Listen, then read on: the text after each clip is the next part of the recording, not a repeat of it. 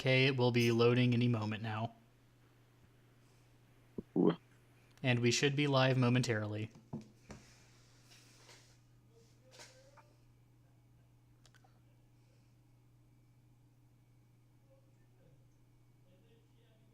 Okay, it will be loading any moment now. Okay, I think that we are live because I'm looking at the thing, And we should be live momentarily. somebody has the volume on in their background. Yeah, I do, and I'm trying to.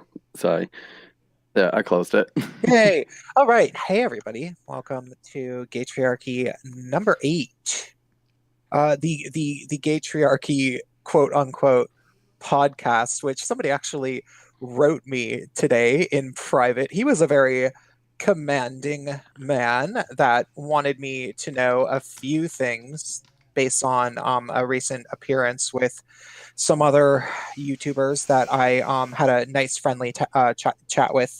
Very very good chat. These are people I like a lot, and he wanted to say something about one very very small point that I wasn't even the person who brought up. He wanted to say that I was wrong about it, and that it was like something that I was very non-committed to. Like the other person brought it up, and I was like, "Yeah, I've heard that," and he was like, "By the way, that's not true, and also your podcast isn't even a podcast because you don't do it on RSS." And I was like, "Oh, huh, I guess that the one thing maybe isn't really true. And oh, I guess you're right about the podcast thing. Maybe we should change the name to radio." And like, oh, and about the first point, like the thing that he said that it wasn't true, he wanted me to like read his blog where he goes on and on about that subject. And I was like, okay, maybe you're slightly right about that. And and I responded, right? He ends up sending me a message back, and he literally said, read my blog article before talking back to me, like as if he's going to be saying, don't give me any sass or something. I thought it was kind of funny. And then he was like, your Gaytriarchy isn't radio either. And it's like, okay, well, fucking whatever. It's just the Gaytriarchy then. It's the Gaytriarchy brand YouTube streaming channel until further notice. All right, on with the intro. I just had to say that in case he's watching because I found him extraordinarily irritating. And but he seemed like a gay guy, so maybe he is watching. And if he is a gay guy, I got nothing but love for you because you are at least interested in my work, even though you're a little hostile. Maybe need to cool your jets a little. So, are you a gay man? Do you not really enjoy feminism? Do you not enjoy that feminism has taken over the one place in the whole entire universe where it probably shouldn't, which is gay male reality? I mean, it's not the 1980s. We aren't having lesbians taking care of all of the sick and dying because nobody else is going to do it. It's just not the same times. It's not the same times. And honestly, maybe there used to be some really great times in the past with lesbians and feminists and everything. Maybe we used to be a part of some sort of queer group that we all used to love, and it was great. And we used to do activism together, and everything was really, really awesome until the feminists and the lesbian feminists, and then the bisexual women, the women who say that they're pansexual, started ordering us around. The activist organizations were taken over by these people, and we had to stop hanging out there because it was really depressing. And now we get a little bit isolated, and we get a little bit sad. And some of us have partners, some of us don't. Some of us wish that we had that community back, and we're not really sure what happened to it. Well, here at the Gaytriarchy, we're trying to start some sort of a new community. And our guest this week is the Liberal Hammer, who is an old friend of mine that I have not streamed with for a while. Say hi. Hey everyone, how's it going?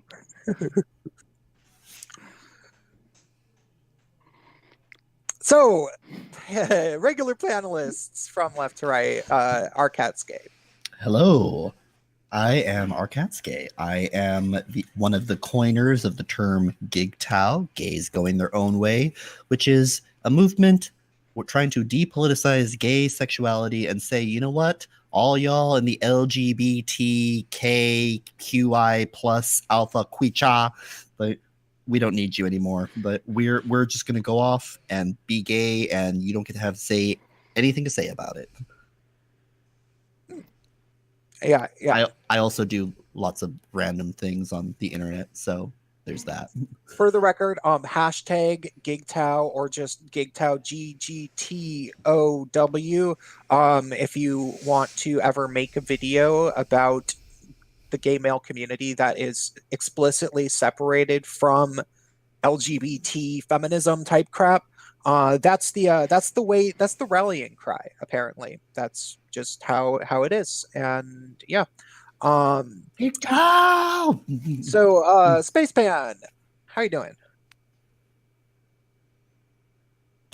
Sorry, I muted both of the things. I am good. Sup, fam? It's Spacepan.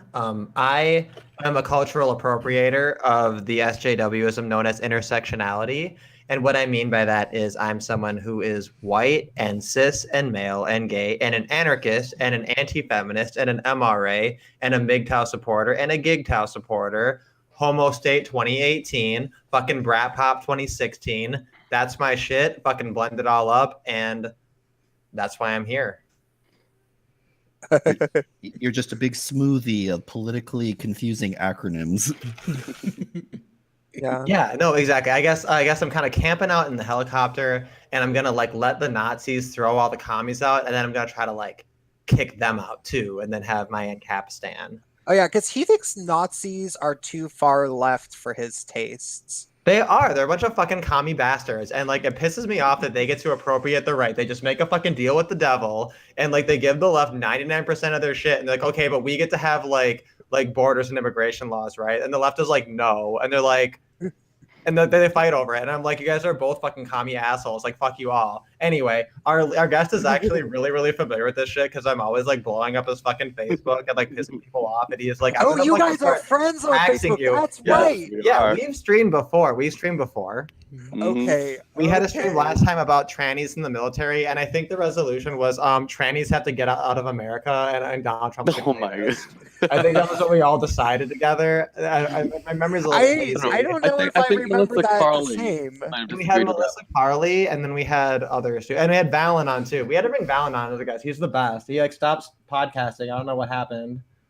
Yeah, I don't know either what happened to Val. That's okay. I forgot that had happened. Okay.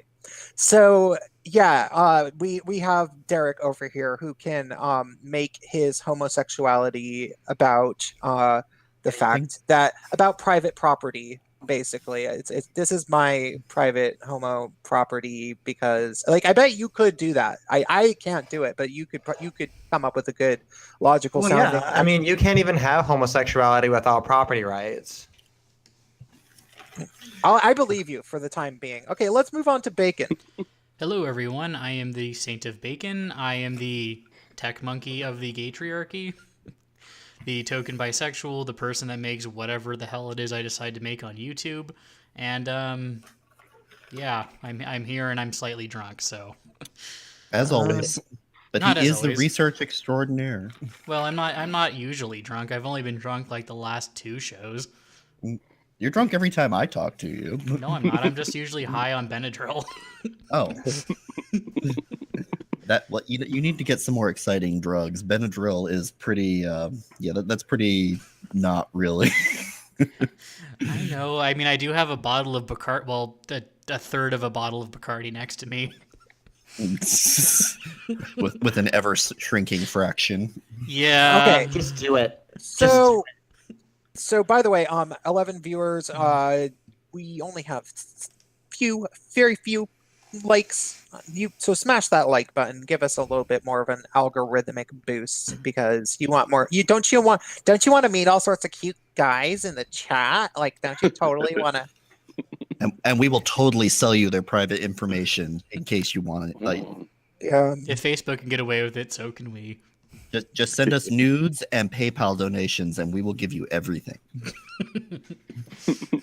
So You don't even for have the a PayPal.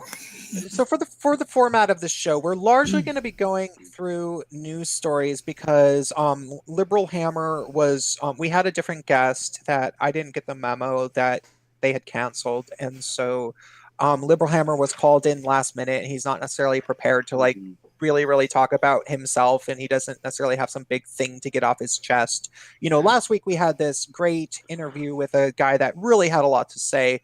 I don't think that that's exactly necessarily the case with Liberal Hammer, unless I'm totally wrong. But so we're largely going to be going. I have a little bit of shit going on, but Okay, well, but we're gonna do the usual thing where we go through some news stories, and we're all just gonna give our commentary. So let's begin. Let's look at this. This look. If you didn't already, okay, I can't. I don't. I'm not one of the people that wanted to punch David Hogg in the face. Like I'm not. I never really. Actually, maybe it was just because I never really listened to him talk because I couldn't bring myself to do it. But that boyfriend of his, if I was a high school bully and I saw someone like that boyfriend, there would be a very strong urge to punch. And I wasn't a high school bully. I was only a bully in middle school, if at all. And usually I was just defending myself. But man, look at that punchable face. He looks like a pre-op.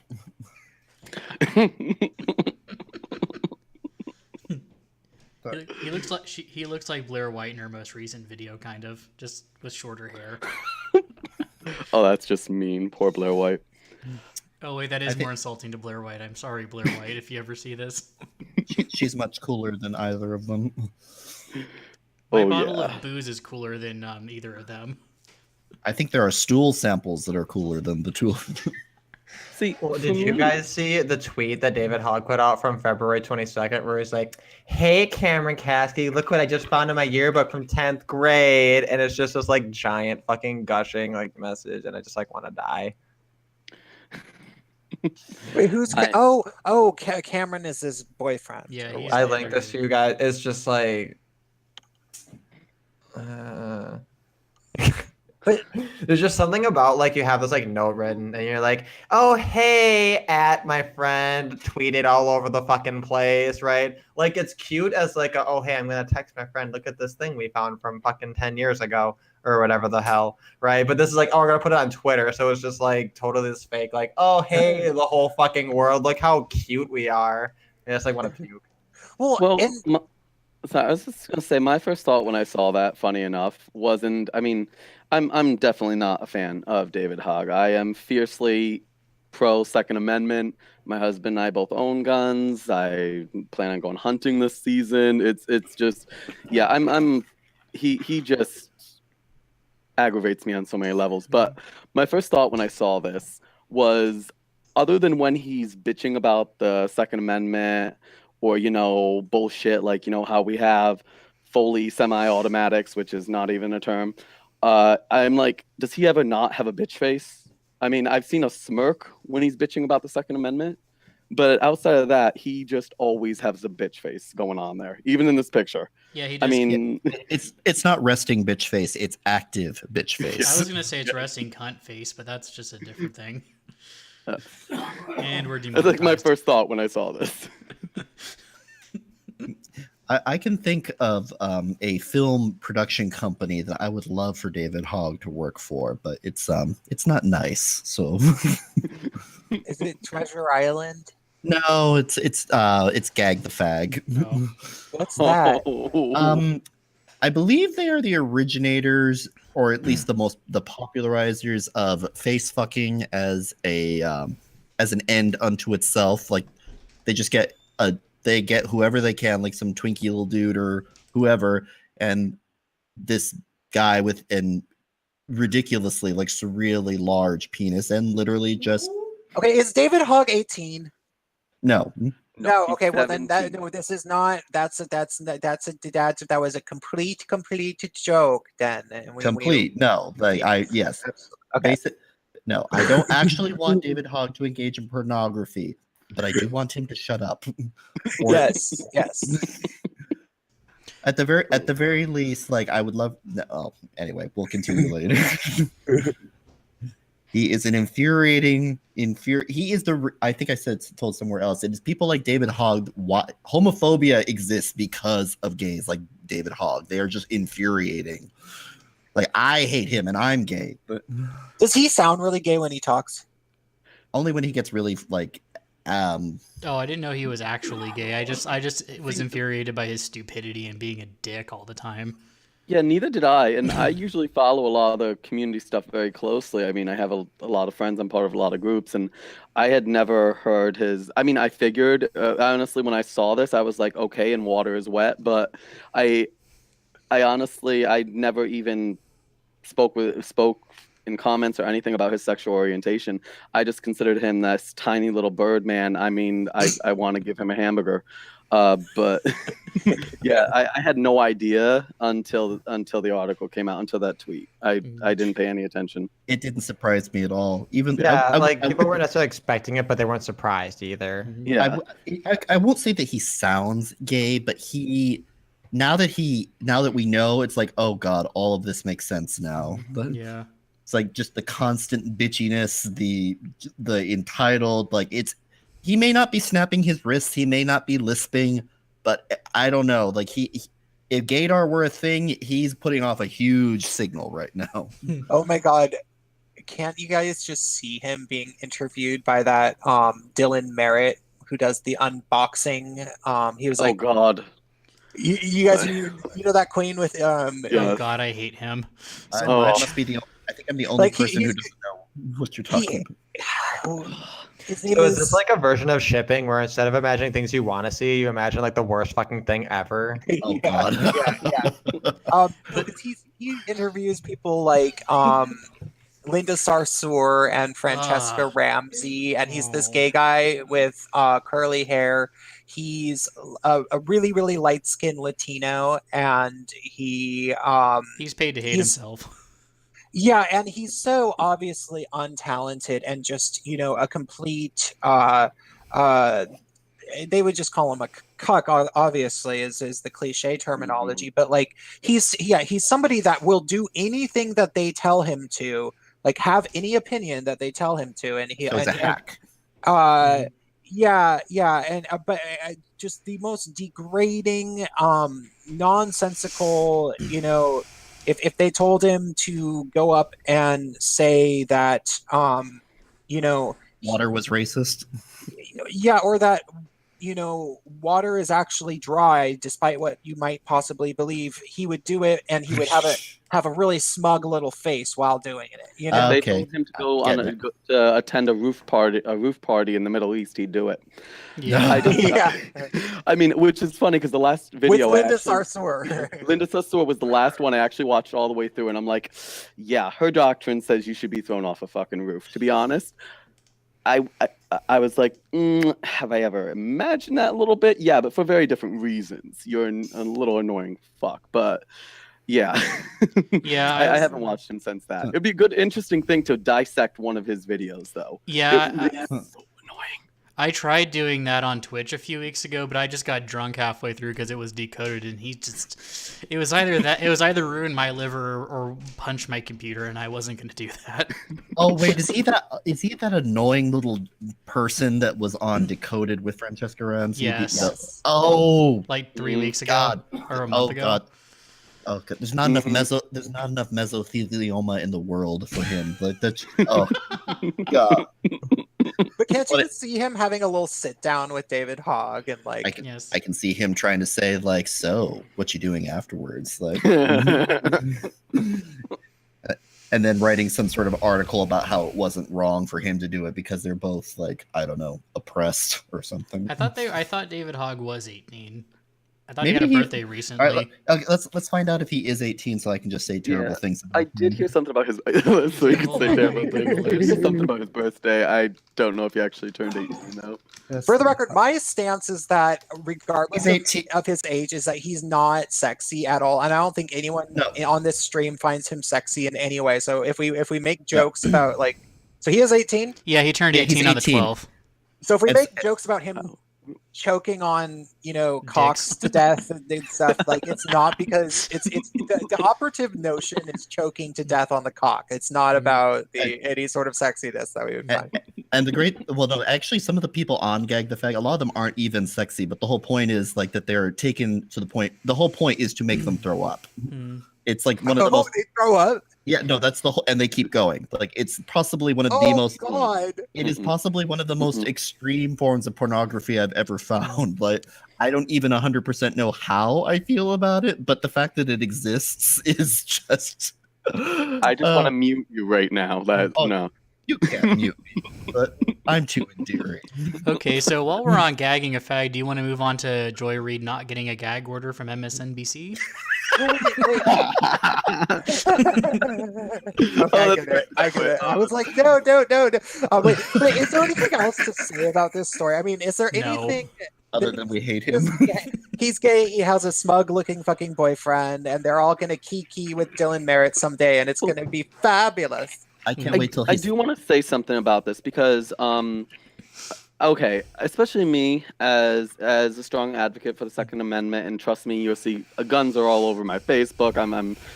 Yes, some people would call me a gun nut a little bit, but it's just interesting for me because now we're tying this discussion to me, gun rights, gun laws, all this stuff. Bringing sexual orientation into it as part of this subject. I mean, what's her name? I always forget the little headed one there. Rachel Maddow. Yeah, I always want to call her Rachel Maddow too. Yeah, because she's bisexual and she's like the president, right, of their GSA or whatever.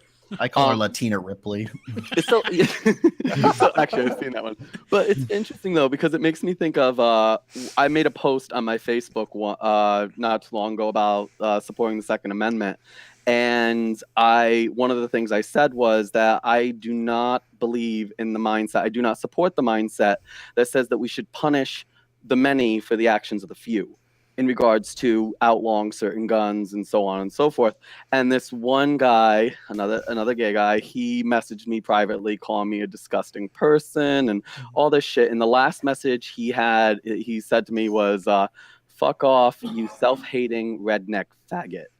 That was the last thing he said to me before he just blocked me and everything like that. And I just thought that was hilarious because it's interesting how sexual orientation gets dragged into this. And one of the things I'm also a supporter of is Pink Pistols. I don't know if anyone knows Pink Pistols.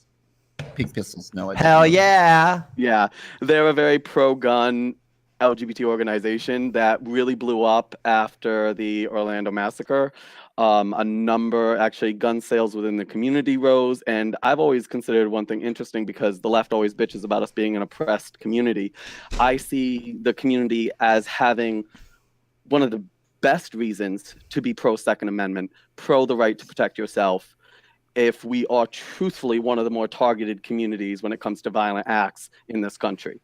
But that's just one of my views here. But it's interesting to me how now it's gonna be brought in. It is, and it's not just the homophobes are gonna focus on this as, oh, gays definitely want to take away the guns too, and all that stuff. So it's I don't know.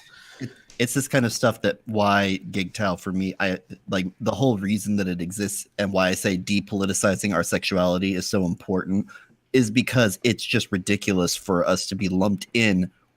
It's like when you go to the Pride Parade, like it's half of the people there it has nothing to do with even the other non-gay sexualities. It's all this other stuff like DACA and gun rights and global warming. And it's like, whether or not you care about these issues or not, that's why do we have to be associated with that? But like me and Katz were talking on the live stream we did a few days ago. It's like, just because I'm part Mexican and I'm into dudes does not mean that these two issues overlap all the goddamn time.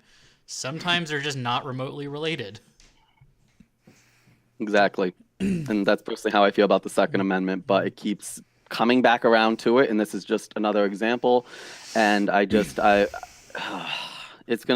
it's just gonna be more of a shitstorm, which has become very commonplace in regards to the LGBT plus community. So whatever. All right, let's move on to this next story. Okay, so our next story is Joy Reid's not getting a gag order, which from MSNBC for allegedly having anti-gay posts. So you want me to start reading the article, everybody? Yeah, read. yeah. Let's take a look at this because I hadn't really heard anything about this, and I also don't know who she is. She's basically the stereotypical "I'm a Democrat 'cause reasons" person on MSNBC, if I'm remembering correctly. She's one of Okay. those. She's one of those African American female reporters that everyone's too embarrassed to admit that they don't know who they is, and like, oh, I love her. Mm-hmm. It's like that one lady who was on PBS who did the presidential stuff. It's like you've seen her around and she sounds professional, so you think like, oh yeah, she must be very smart because she's there. Yeah, she's just a face to me. Like I know who she is. Like if you show me a picture of her, I would not place her name in general. Okay, well let's read the article. Okay, so I will start reading. Popular MSNBC host Joy Reid will remain on air amid controversy over what appears to be old posts expressing anti-gay views on her now defunct personal blog, an NBC spokesperson said. Reid said her blog was hacked to include posts which are dated to the mid-2000s and resurfaced last week when the Twitter user Jamie Moz and Mediaite highlighted them. Yeah, really, God, never mind. I'm not going into the technological bits of this yet. The NBC spokesperson, who declined to be named, of course, said Reid was referred the matter to law enforcement and that the network would wait for the process to play out before taking action. Because, of course, her being a homophobe like all Democrats were around 2000 was, of course, Russia's fault.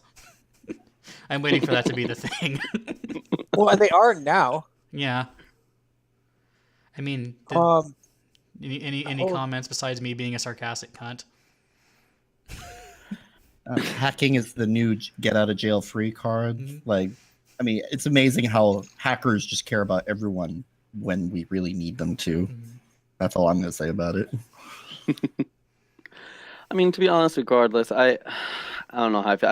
I really couldn't care less overall about these tweets, whether or not they're real. I really don't give a damn. I mean, it just kind of brings me back to many Democrats, and I know many Democrats, even in my own life, who were certainly not gay friendly, even a decade ago. So, I just, to me, this is just kind of like whatever. And, one of the things, like when I came out of the closet, just before I had come out of the closet, my sister, who is a Democrat, fairly has been a liberal woman her whole life. I was sitting and, she happened to be over visiting. This is, like I said, I was still in the closet. My sister said, I don't even remember how we got in the discussion of homosexuality. And my sister said that she believed all faggots should be lined up and shot dead. Cut to several years later, and she's at my wedding in the first row. So I don't really invest in these. However, one area of discussion I do find interesting is if this had come about with a conservative leaning reporter, what would the reaction be? Because I haven't seen a lot of blow up about this, to be honest. I feel though, I actually, funny enough though, I feel like even with more liberal leaning, more left leaning, there would be more of obviously a reaction if this was regarding race or sex. But I don't know. I feel like there's a bit of a double standard here, bit of hypocrisy. But am I like freaking out over it? Am I calling her a homophobe? No. And I think you're pretty much right on it. Like, the thing about why no one's really making a big thing about this is, again, it just comes down to intersectional feminism. She's a liberal Black woman, so and we're like gay, often white men. Gay men have lost their oppressed status in all but name at this point. So I mean, if she had said something about if she had, now, because she's Black and a woman, she's protected. But if she was a white man, it wouldn't matter. She'd be dead, professionally speaking. If she had said something about trans people, that's about the only thing she could do that would hurt her at this point, because trans people and women are right now, they're just the hottest thing. No one's as oppressed as them. Like, and if you have a disabled trans woman of color, don't even look at her. But as we're gonna see in a couple articles, even lesbians is gonna soon lose the "you're technically oppressed, but we're just not gonna say you are anymore" status. They're even being downgraded. Yeah, well, that's the problem with standpoint theory, the intersectional spectrum is that everybody starts feuding over who has it worse, and it turns out nobody can ever win that battle. Mhm. There's Yeah. no bottom to that issue. Like eventually, Yeah. Mhm. the other kids are going to get in on this. Wait, they're not already? I mean, Not yet, no. but all it takes is one obese feminist talking about how, like, she's really a deer, and oh dear, I'm oppressed. But Oh, well, no, actually, it's funny. I know someone who actually, I wasn't fully aware of this until recently, but they have a connection to the furry community, right? And they were talking about oppression being discussed in the furry community. And oh I was like, god, what? Now, I don't know if everyone's familiar with that community, what that is, but I was like, huh? Apparently, there's a bit of an oppression Olympics taking place in the furry community. I'm like, do the mice feel oppressed by the cat? so Or are like, what's well, I take exception to that. But no, in all You're a bigot. seriousness, yeah, I know totally. Like, all the like, are they actually talking about like oppression of their costumes or the people inside the costumes? That's the thing. I guess like terminology and another thing was getting permission. Because obviously it's a kink, Oh there's god, a fetish there. So getting permission to touch someone in a certain way. oh Like god, they're putting consent into their the weird perverted consent. sex parties. Yeah, so basically if they do a furry pile, you have to get permission to touch someone in What the hell's the point of being in a weird kinky alternative lifestyle? that was actually her point.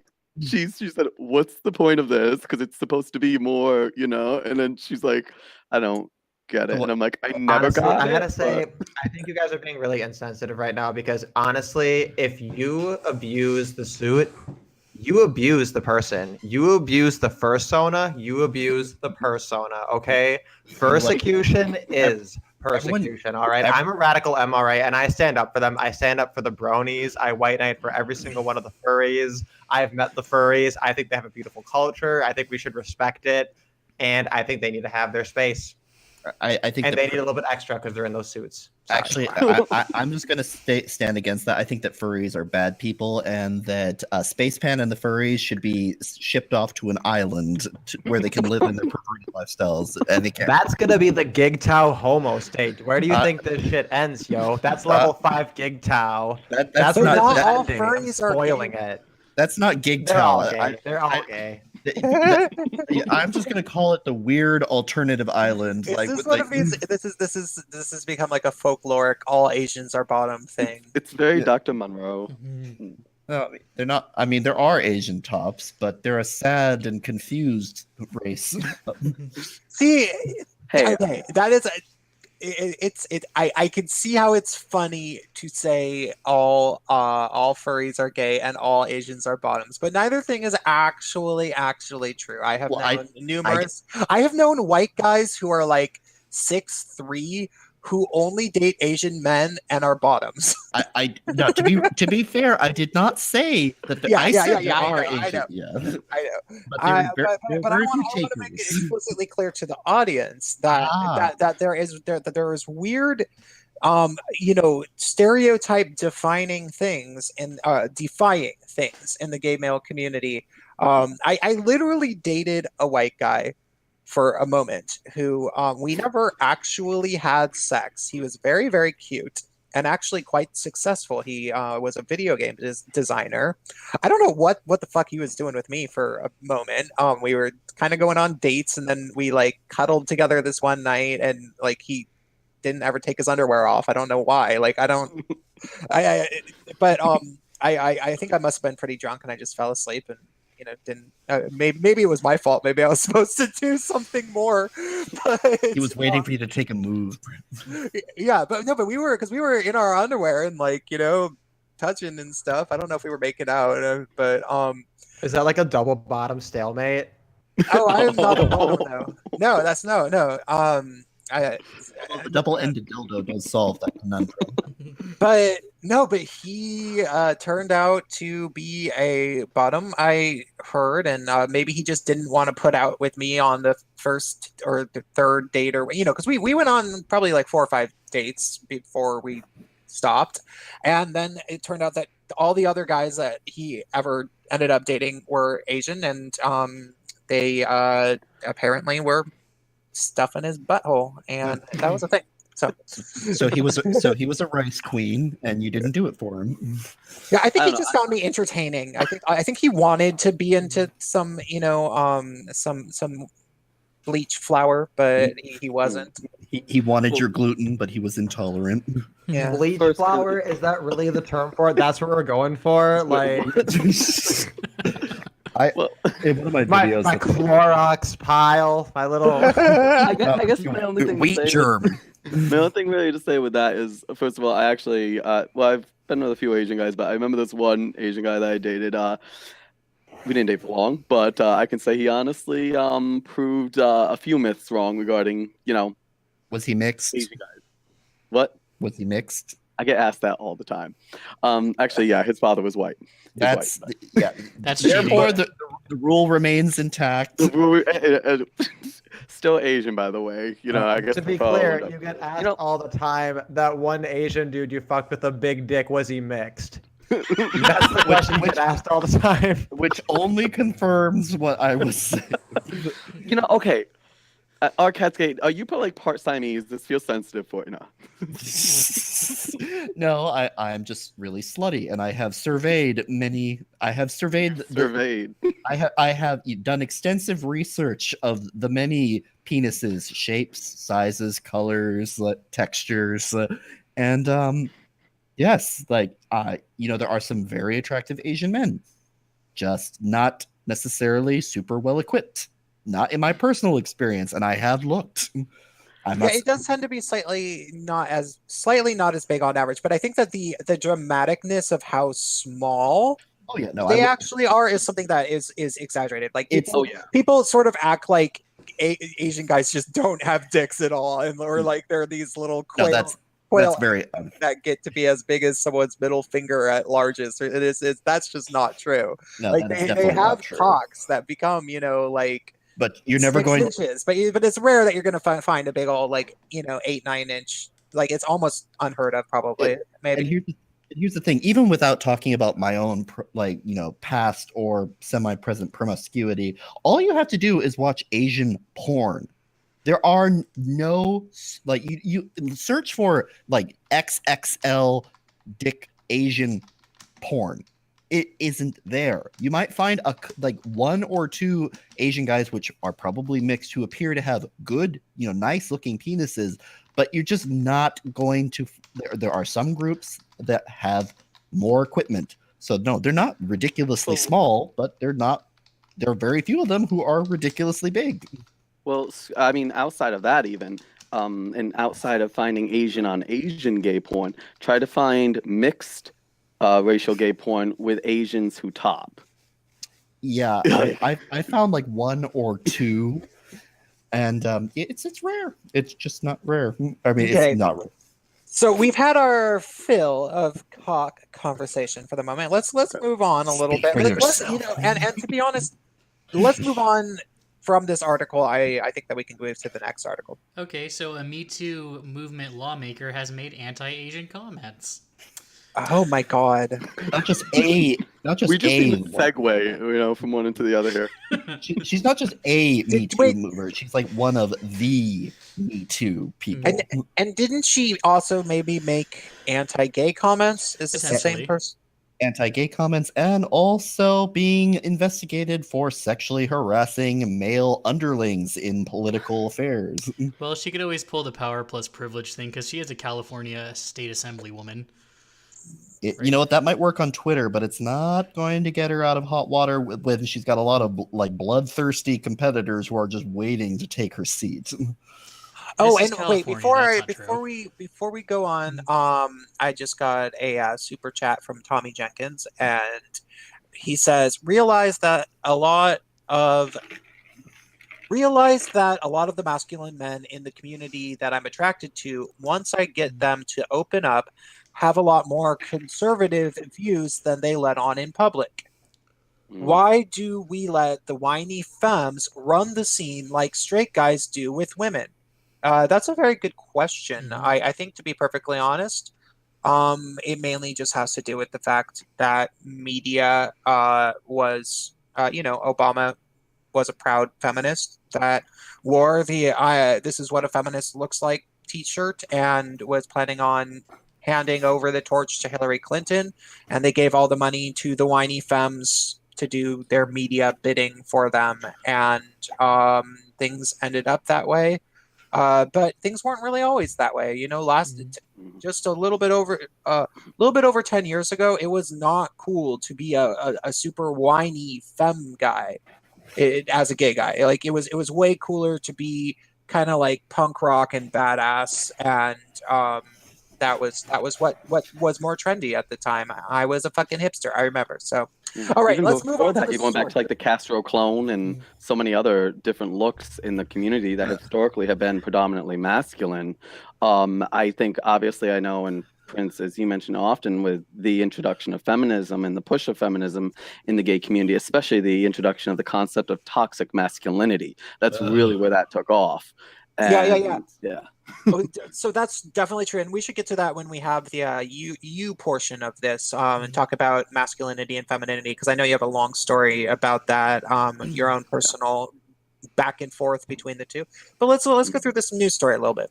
Okay, so this is coming to us from Politico. California Assemblywoman Cristina Garcia, the prominent Me Too activist, now under investigation for groping and sexual harassment of former legislative staffers, was reprimanded by former Assembly Speaker John Perez in 2014 for making racially insensitive comments directed towards Asians. Perez confirmed to Politico on Saturday that he had to strongly admonish Garcia after she made comments against Asians in a closed-door Assembly Democratic caucus in 2014, the same year in which she acknowledged using homophobic slurs aimed at Perez, the first openly gay speaker of the California State Assembly. Sources familiar with the incident say Garcia's anti-Asian remarks came during a legislative battle that arose when Asian American community activists successfully lobbied the defeat of a Democratic proposal to overturn California's ban on affirmative action in college admissions. They argue that such a move could hurt Asian students' admission rates. Perez. Because sorry, go ahead. I was just saying yes, because California schools definitely need more Asian representation. Yeah, I mean the UCs are like what 20 to 30% Asian now. I thought they were up to 80% Asian at this point. Yeah, it's ridiculous. They're like 4% of the population, Wait. like most of the UC student body now. So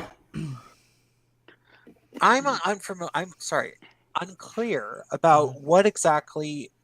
So basically, let me get this straight. Is this woman trying to figure out how do we make it so that I can discriminate against Asians?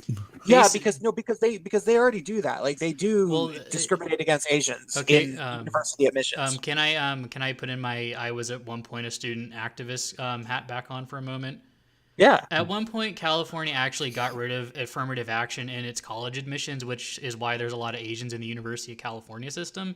And if what I'm getting from this article is they wanted to reverse that, which would bring back affirmative action is what I'm thinking, which would cut back on the number of Asians in the UC or something. And increase Black and Latino. Yeah, and she's obviously Garcia, which means, some sort of Mexican or Latino. Or married one.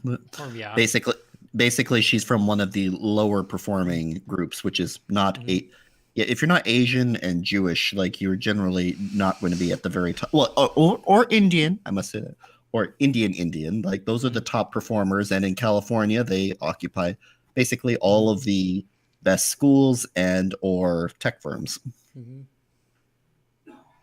I mean, there's plenty of people who aren't Jewish or Asian, but there is a high concentration of very, very smart Jewish and Asian people. It is true. It's not. I love how people think it's controversial. It's not. There are just some groups that do really well in certain areas and some that do better in others. I don't think that's weird. But, yeah, if you go to New York City and hang out in New York City for a number of years, there's a massive amount of Jewish people, and they're all really smart and successful and really witty. They're all very funny. Why are they funny? They are.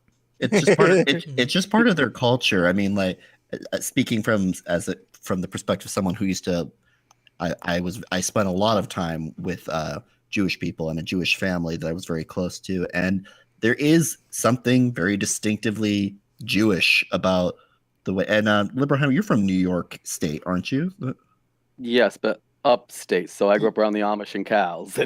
Well, true, but I'm just saying, like, so, like, when we talk about, like, Jewishness, you've probably been exposed to it on a regular basis more so than, say, us here in the West Coast. But Actually, one of the small towns I lived near had a very large Hasidic Jew population. So yeah, you know yeah. what I'm talking about, how like there is a distinctive Jewishness which is different from other things in terms of their humor, the way they talk, like these are not like, weird things to say about people, like, like it's just they have a different way of talking and it's often very funny because they banter a lot. It's just part of their arguing is part of the Jewish culture. It's part of their religion.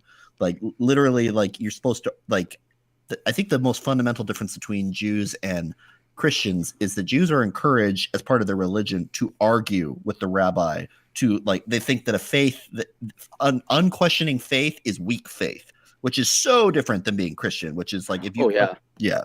And I think that arguingness, that questioning quality is why there are so many Jewish comedians, because you're not going to be funny if you don't know how to ask questions or think about stuff.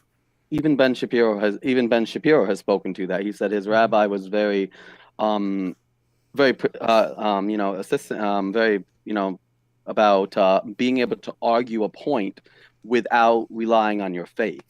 Mm-hmm. And so, yes, I've definitely seen that a lot in the Jewish community that I have interacted with, is that it's not relying on your faith for an argument. Yeah, you may believe it in part because of your faith, but you don't just rely on your faith to argue a point. So I actually do respect the Jewish community from that perspective, definitely. So, to bring it back to the Asians, because that's what we were talking about. I know a whole lot of Asian people. Grew up in Seattle and have lived in San Francisco and New York City. So all three places also have lots of Asian people and have Japanese family members.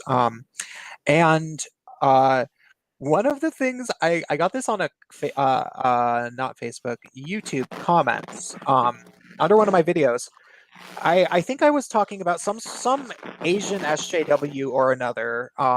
Because one of the things I find extraordinarily embarrassing for all, and I know there has to be a lot of Asian people who agree with me on this, when Asian people try to virtue signal to the Black community and they try way too hard and try to act like they're down, like, hey, Black people, solidarity, we're people of color, and it's like, oh, for fuck's sake.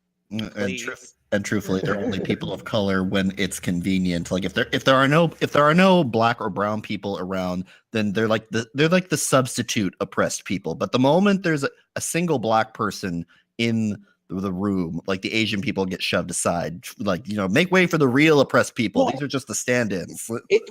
Okay, so it depends upon the client. There's the people who would do this, like sir, I would say the majority of Asian people don't pull this bullshit.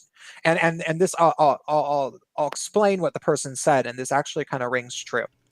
I was talking about the sort of SJW type Asians who I see them as just opportunists. Like when the wind is blowing in the direction of PC culture and solidarity with Black people, and they think that they have something to gain from it, they will jump on that bandwagon and say, yeah, we're oppressed too. Fuck whitey, blah, blah, blah, blah, blah. But then the second it gets hard to be African American, then all of a sudden, never mind, bye guys. They're hanging out with the white people again. And knowing Asian people my entire life, I've literally seen that type of behavior. Like these are the type of people that, if they were at a party with 100 white people and 3 Black people, and everybody in the room wanted to talk to the 3 Black people really bad, then the Asian people would go and hang out with the black people, acting like, camaraderie.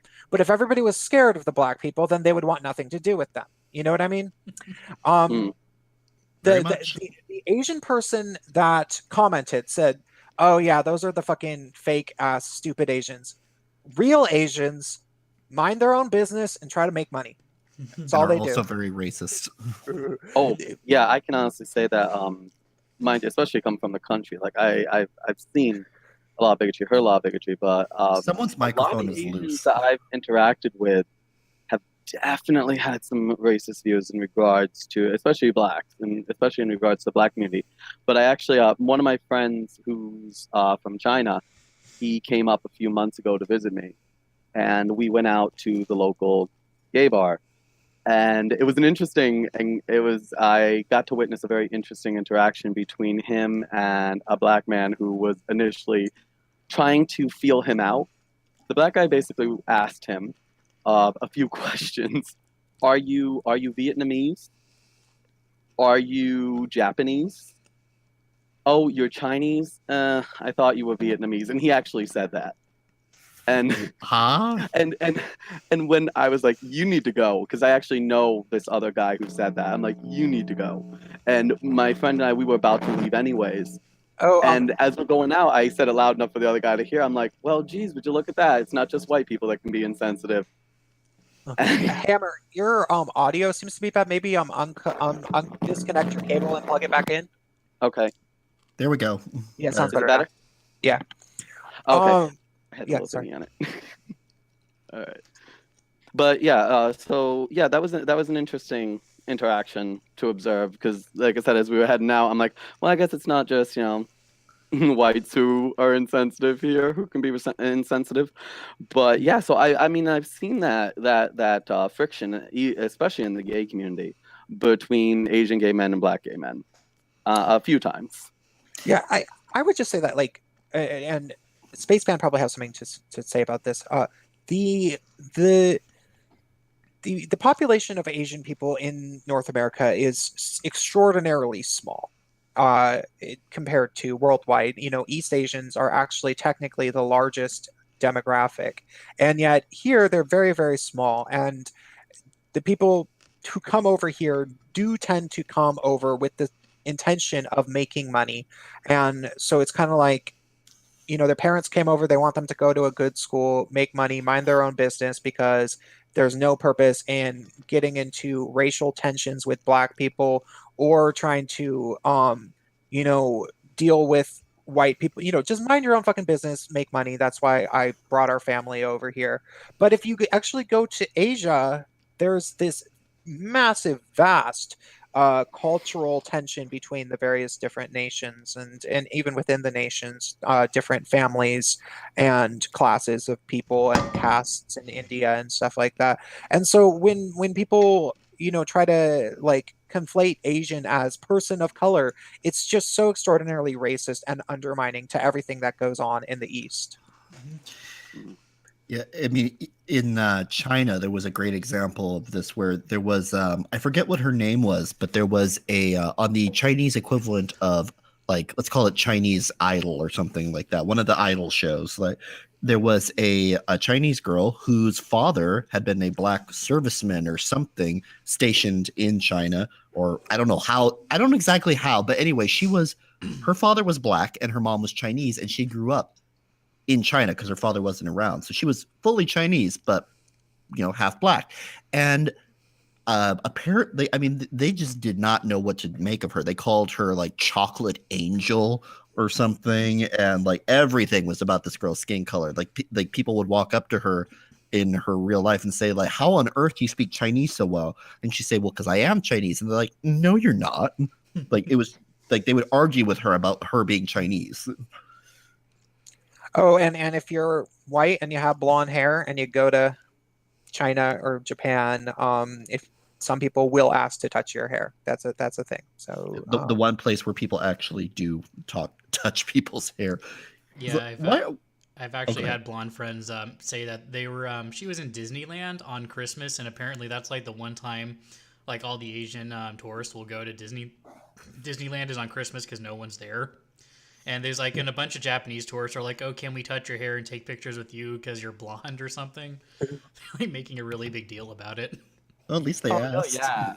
Like when I lived in China, that was the thing. Is like I actually met people who would be like, "Oh my God, you're the first white person I ever met on practice speaking English with you," because like they all learn English in high school, especially if they're younger. So they're usually really excited. You're kind of like a mini baby celebrity just by being white there. Like there's a lot of benevolent racism towards white people. You know, as far as I can tell, because I don't speak the language very well, so whatever they're fucking saying behind my back or like literally right in front of my face, I don't fucking know. So like, I don't Foreign fucking care. To me, colonizing I- devil.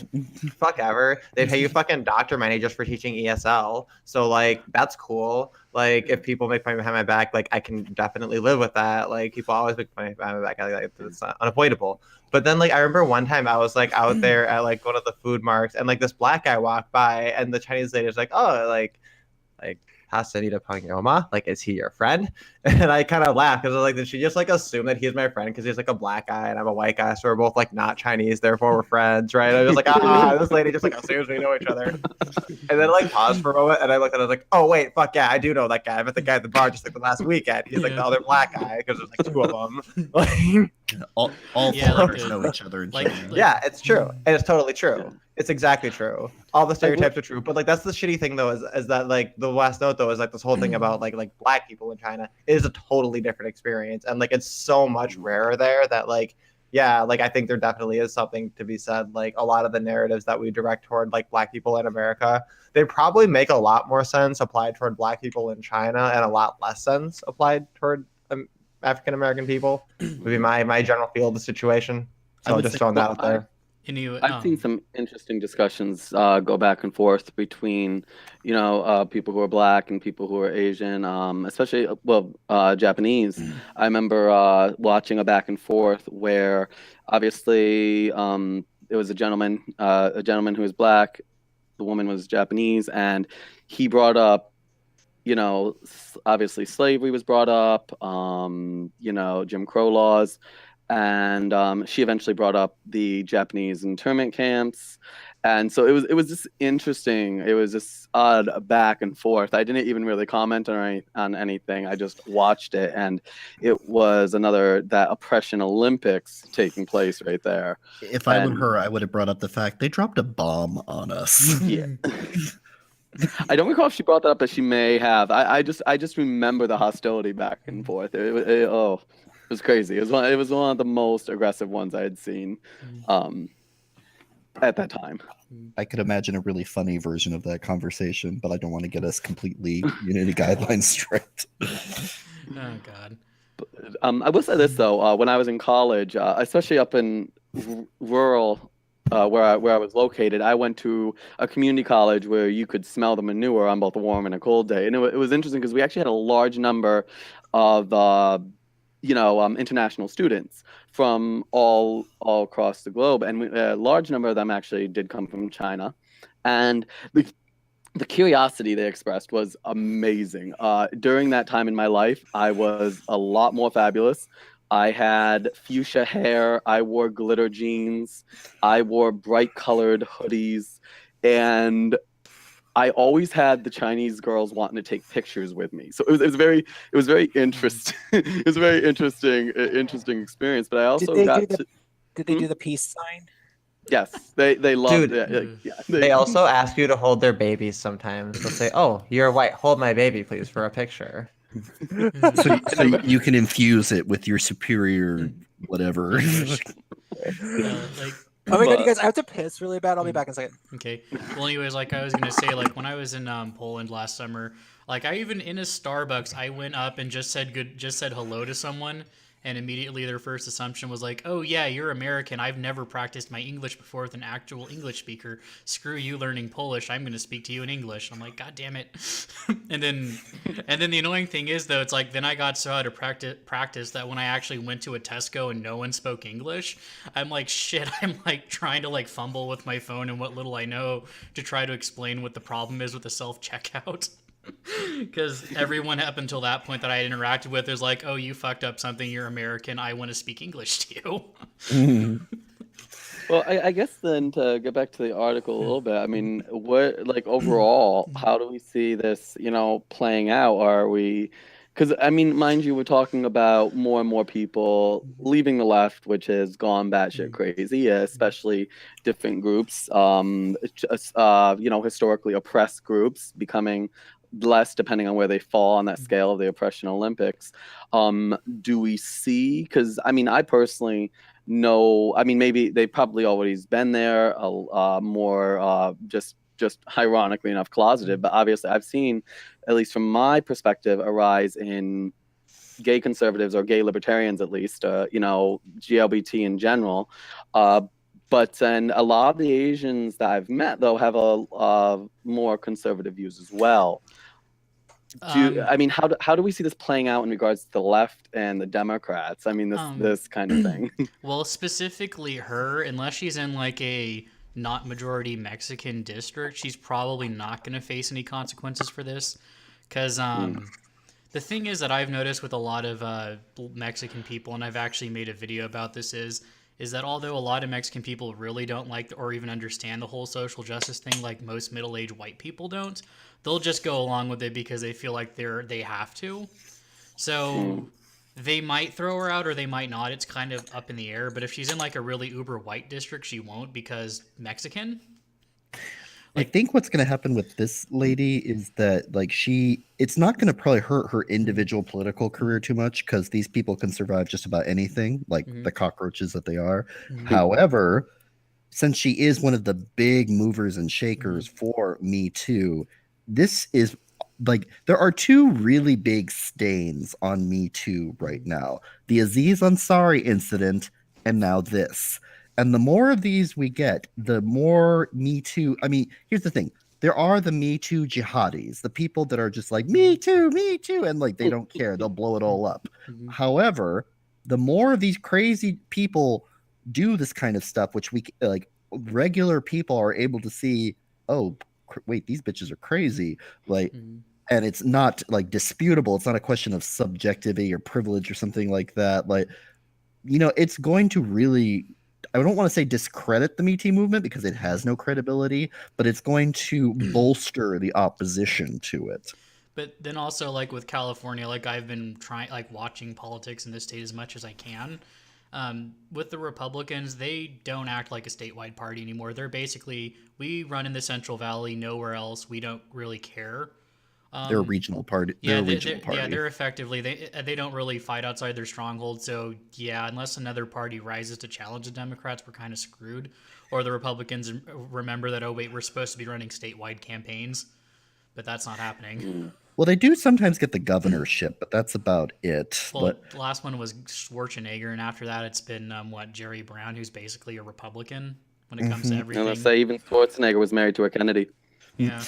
But to answer your question, Hammer, in regards to what's going to happen to the left with all of this, I think what's happening is the far left is continuing to, expand out into like the nebulous ether of, leftist craziness and insanity. Now, the regular people who we used to call liberal are still here. I myself used to consider myself a liberal. I haven't really changed my views very much. However, I don't associate with these people because they've left me behind. So to answer your question, I think what we're going to see is we're going to see some people going over to the right, but I think what's really we're going to see is for the first time in a while, a legitimate possibility of an actual moderate movement. It probably won't officially solidify, because of gerrymandering and super PACs and things like that. However, I think we're going to see a much bigger and much more relevant central, like moderate centrists, like because there's no way that people who used to call themselves liberal are going to all of a sudden join the Tea Party.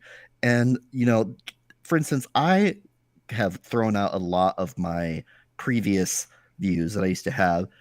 But at the same time, even though I don't really like the Democratic Party, at least at this point, there are still some things that would keep me from being a Republican. Because while I've met many Republicans who I think are fine people, and I like their version of what Republican means. However, the party as a whole is not accommodating to central people, to centrists. Yeah, I don't think. Like my absolutely. Well, Sorry, go on. I just got something to jump off with that. I was gonna say that, like, my idea, like, the reason why I still say I'm neither a Democrat nor a Republican or a progressive or just general conservative is because the progressive standpoint on literally everything devoid of context is let's just throw money at it, and the Republican solution is basically let's just defund and privatize it irrespective of any context. And I'm like, well, you're both stupid, so I'm kind of neither of you. Well, for me, what's been interesting with that is an acknowledging of a growing distinction, which bring them back into that.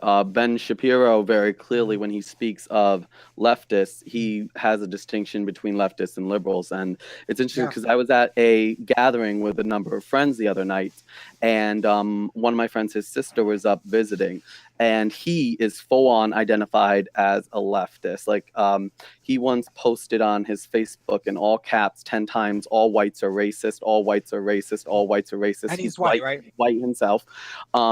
But we got into a discussion, and his sister hadn't heard of this because he identifies as a leftist. I identify as a liberal, and she's like, "Isn't that kind of the same thing?" And we're both like, "Nah, not this day and age."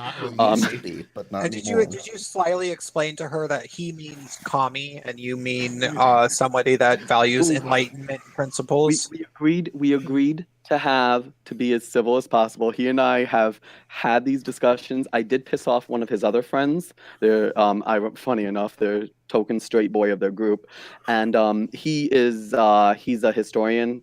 Anthropology is also a field of his, and we got into the topic of guns and the Second Amendment, and I actually pissed him off to where he's like, "We got to stop this conversation." And I'm like, "What? I'm not getting emotional. You are. You're getting angry.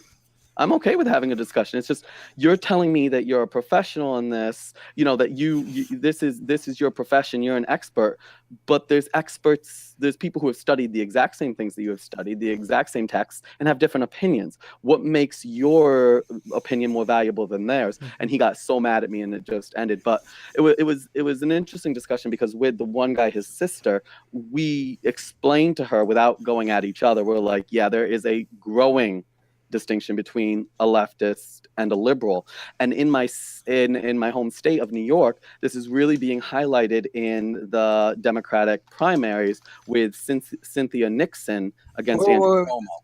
Okay, this is something we should get back to later during the U section. But just quick yes or no question: does he know he's a commie? We touched so on no, that he's once. not aware. He's not aware that he's a we commie. touched on that once. Let's move on. Yeah. So it looks like we're looking at the world's first trans-only dating app. That's a hot mess. Yeah, and the creators know it. And for the No record, way! You don't say. Wait, so No one could have ever anticipated this would happen. So they invade Grindr, make a huge thing, and then they go out and make their own homo exclusionary. Oh my god. Yeah, here's just to boil this article down so I don't actually have to read through all of it. The reason why they're pissed is because shemale was used in the advertisement. Non-binary was not a gender option on the first non-patch version of this app. And basically people are saying this is just going to be for fetishists and before you guys interrupt, but I was telling my roommate this, and he's like, well, at some point businesses are going to say, well, we tried to serve you, so fuck off to a bar because you hate us. Yeah. Yeah, that's perfectly.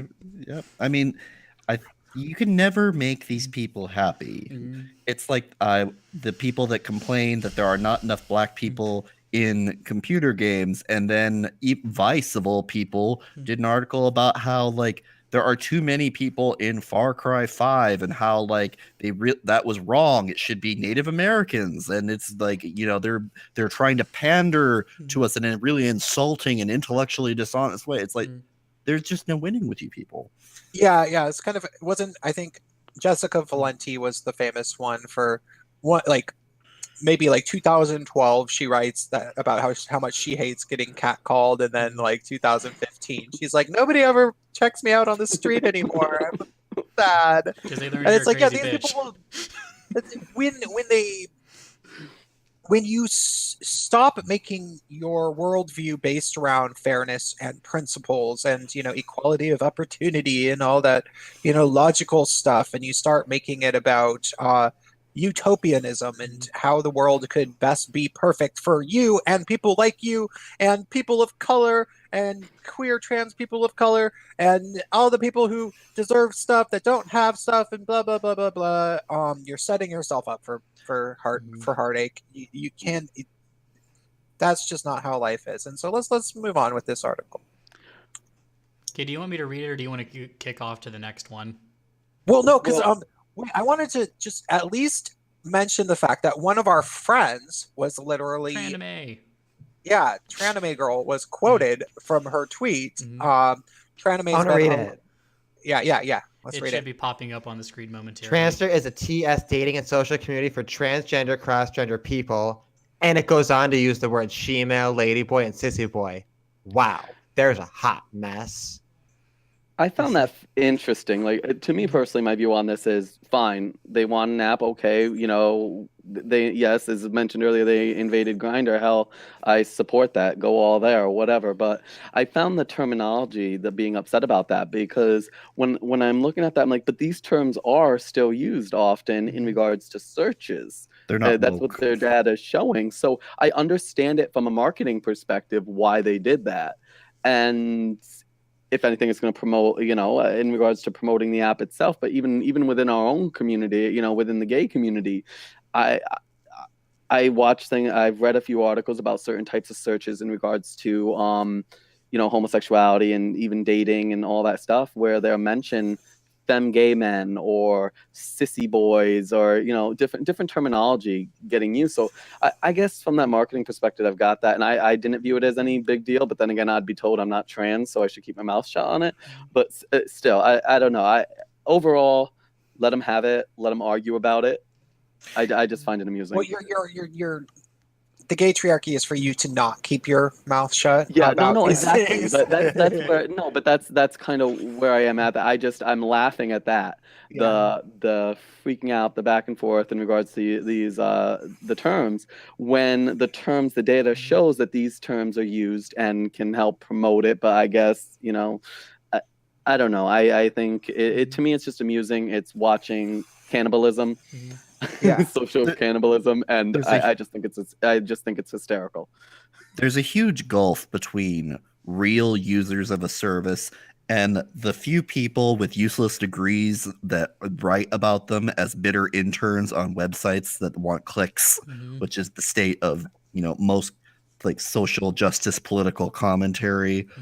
Like, I mean, I just feel like if one of the gay apps put out like a thing where they're just like, we invite the she-male, ladyboys, and sissy boys, I'd be like, okay, cool. Like, I'll like block them or message them or whatever I want because I'm an adult. I can do whatever the fuck I want. And like this whole attitude is just like the total opposite. It's just like, how come we're being grouped with them? Like, and it's like, who the fuck are you? Like, what's wrong with the she-males? Like, how come you're better than the fucking she-male? What if the she-male wants an app too? Because I don't like that term.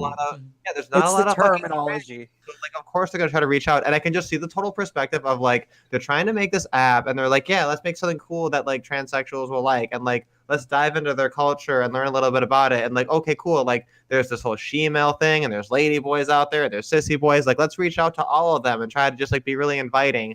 And then this fucking bitchy tweet comes like, I can't believe you fucking grouped us all together. What a hot mess. And it's just like, what the fuck? Like, yeah, it's just like the perfect thing. You literally can't win, and the customer's not always right. The next time some asshole tells you the customer is always right, just link them this article. But Tranime Girl is actually pretty cool. Like, Tranime Girl is not an SJW. Like, I actually... It might just be like a bitchy tweet. Like, maybe I'm being kind of harsh. I don't mean anything. Tranime Girl is a longtime subscriber of my channel. Is the weird thing. I knew the name was familiar. It's a funny name. Yeah, no, I know. It seems, but no, but Tranime Girl is actually not an SJW. I think that they were just kind of being like, oh, that's kind of funny because yeah, maybe I'm not being charitable. I think there's a couple ways to read the tone. I think you're right. No, I'm pretty sure that I'm right coming from Tranime's perspective, but I could see how they think that they're quoting a transgender social justice advocate, but what I think Tranime is saying is really just oh my god, this is gonna blow up so hard in their She was faces. like, you know, like Oh, like, I okay. actually I can trolling. see it from that perspective. Yeah, like, I was- 'cause I totally read it as like I was looking forward to this and you fucking ruined it. No, Like, 'cause no, I don't actually think, looked- no, I don't think yeah, she gives a okay. shit. That was super unfair. No, Yeah, I- I think that's super unfair. I My think- apologies as Tranime girl. But if you did mean it in the bitchy way, that's super funny also. no, like, I think- So- I think she No, was. no, she's not PC. no, she was I being think she was just sarcastic.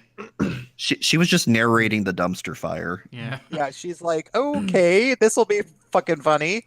Well, there was like a 3-part like Twitter exchange to this, and she was mostly being a little bit sarcastic with it, more so than serious, from what I was getting out of it. Yeah, I mean, I don't know. I don't want to put words into Tranime's mouth. Like, I don't know what she thinks about the terminology, any of those. But she's more than aware that that there's going to be a bunch of Zinnia Jones out there foaming at the mouth for the next 6 months about this, and I think that that's probably the greater point. Now that we're thinking, like, why does this make transgender people mad? That's the greater kind of question. Like, oh my god, they used these words. I think ultimately the words for because it used to be transsexual, now you're supposed to say transgender, and then people said tranny. Like, 15 years ago, if you knew any transgender people, they all called themselves trannies. They never ever said transgender. They all said tranny or trans. That's all they ever said. And like, usually if it was male to female, they would call themselves tranny, and if it was female to male, they might call themselves trans instead.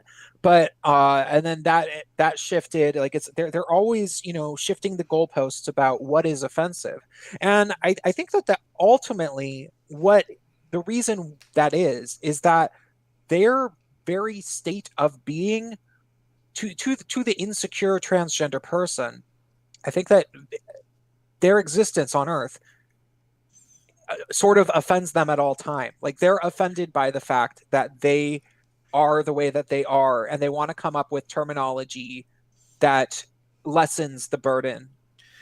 I think my personal theory about a lot of SJW types, and specifically these kinds that would be blowing up about the trans app, I think that there's a certain kind of rush of righteous outrage, kind of like, almost like hitting a pipe, let's say, or taking some sort of drug. It's like, oh my god, they said what?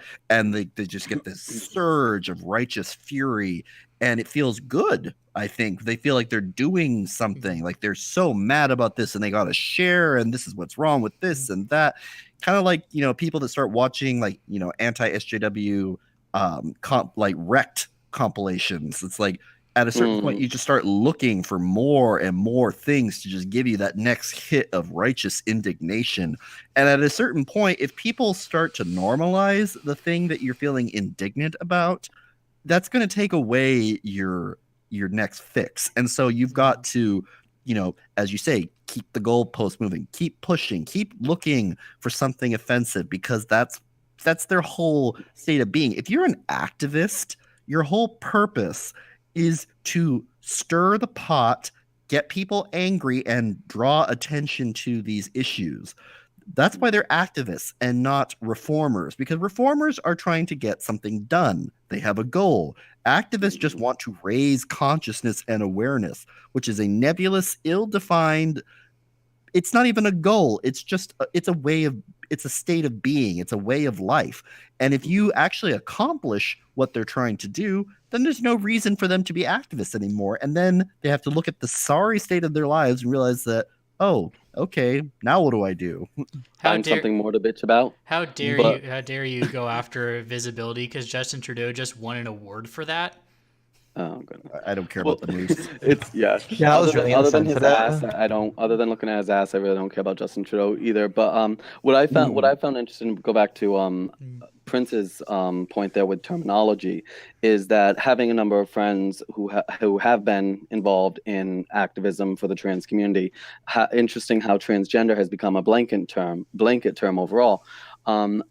But I remember a very clear distinction between transgender and transsexual coming off from there being viewed a distinction between gender and sex. So I remember the terms used as someone who was transgender was someone who was pre-op. So they gender-wise, their gender expression, as they describe it, was the opposite, of course. So born male would dress and look female. However, once the surgeries were fully done, that's when you moved into being a transsexual. So and also a number of these terms I've seen used in the trans community in the past as well. So it's kind of one of those chicken or egg also discussion. These were used offensively, yes, but how much of that usage was encouraged by the community? And I mean, even in our own community as gay men, certain terms. I going back to even videos and footage that I've seen from the '60s and '50s, from like the '60s, different terms, queer, and later on fag being used very casually between gay men. So it kind of does become that question, what fed what more so? I don't know. So the freak out over the terminology, it's how much of that terminology was actually encouraged by the trans community overall. Yeah. And what is the context and like what is the intent? Because as like referencing say Count Dankula, like the only way to find that pug offensive is if you completely disregard context. So if you look at this trans dating app, it's fairly clear that they weren't attempting to, do something offensive. The intent was quite, altruistic, as much as a dating app can be altruistic. But again, in the same way that the British or the Scottish courts found Dankula guilty by disregarding his context, that's the way these activists are getting outraged by this app, because they are disregarding context and intent and interpreting it how they want to because they want to be outraged. Well, that's the thing too. Like, it really does come down to intent. Because, like, if we think about the whole conflict, where it's like, to what degree that people within their own community use these terms, also, like, you'd have two sides bringing forth, like, here's where it was used negatively with awful intent, and here's where it was used in like a total broy way, right? So like we're still looking at the fucking intent. So it's the same thing with every single time we have a conflict over particular words, and which one I'm actually talking about. It's always like you can actually just take it a step above and look at the actual context, and like it really, really upsets me that we don't ever pay attention to that, and that we just like go with this Pavlovian response anyway. Well, especially SJWs, who the only way to be an outrage addict SJW is by continually saying, I don't care what you think your intent was. I know what you meant. Yeah. MRAs never run out of things to be angry about. We have like the most issues of anyone. We are the winners of the oppression Olympics. I will fucking fight anyone. I think you just context is actually very important. I had a post get reported, and it's funny. I don't know if it was an algorithm or if it actually got reported, because someone did comment that I could tell they were offended by my usage of terminology. That what I mentioned earlier when I got into that back and forth with the other gay man, and he called me a self-hating redneck faggot. I actually did a screenshot of that, and I mean I covered up his identity, of course, and I shared it. But when I shared it, I actually used the words I used, and he called me a self-hating redneck faggot. I love myself. I used the word faggot. I didn't do any stars or any symbols and stuff like that. And I actually got a 24-hour ban for hate speech. And the thing is, I was posting about being called a faggot, right? Yeah. So context was not taken into consideration there, clearly, when it was reported or however it happened.